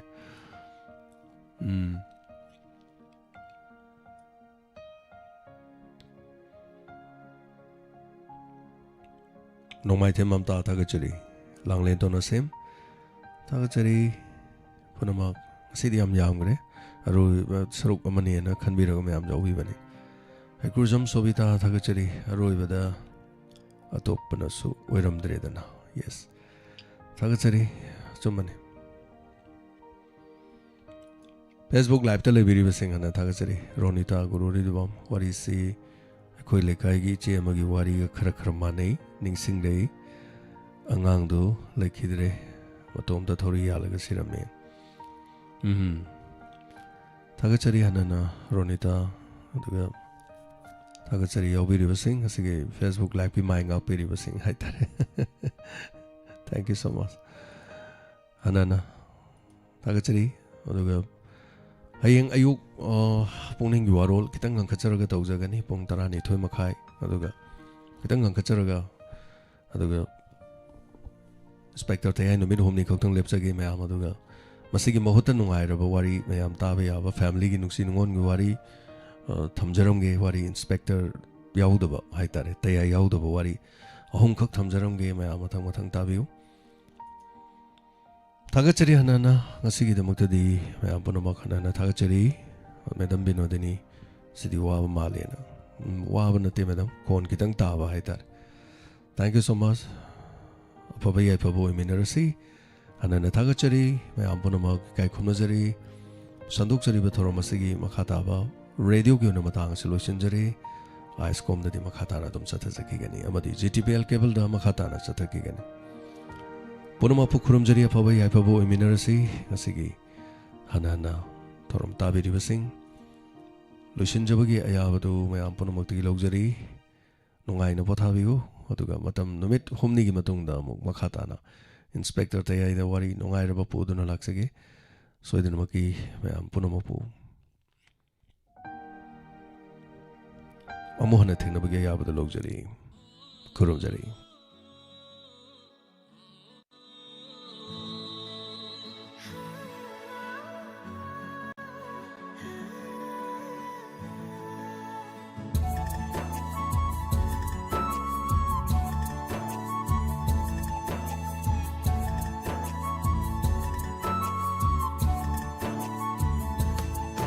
Waksingi ule khanglibi aigi kungangi leira nungshi hoirabi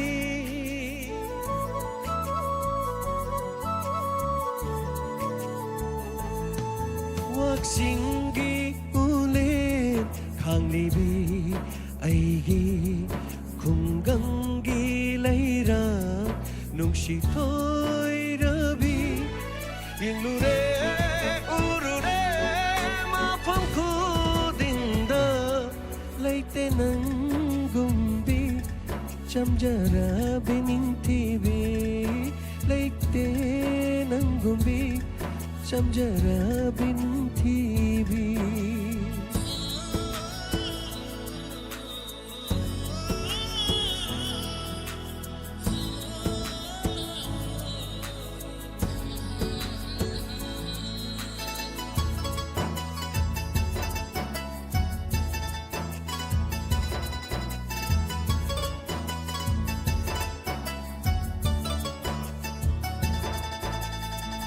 Aing asya kang dabi awa anati dabi momonok charaka penjabini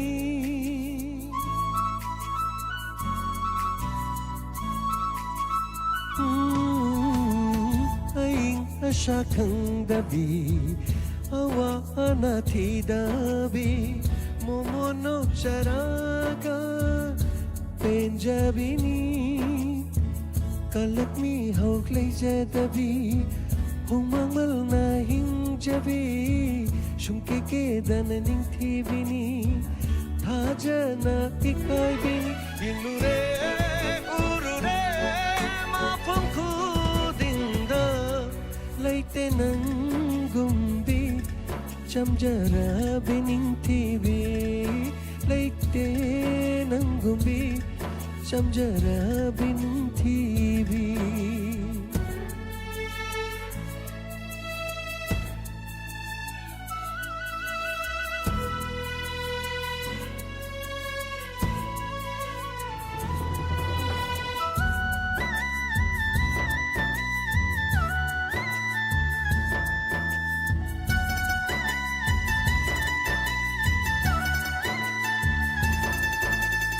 Aigidi thawai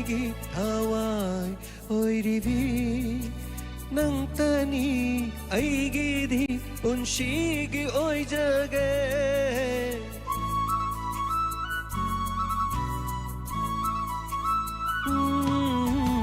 aigidi thawai oiribi nang tani aigidi unshigi oi jage mapok khudingi aitagile piyu chamjaravi aigi kungangi chanu inure urure mafam khudinda leite ꯅꯪꯒꯨꯝꯕꯤ ꯆꯝꯖꯔꯕꯤ ꯅꯤꯡꯊꯤꯕꯤ ꯂꯩꯇꯦ ꯅꯪꯒꯨꯝꯕꯤ ꯆꯝꯖꯔꯕꯤ ꯅꯤꯡꯊꯤꯕꯤ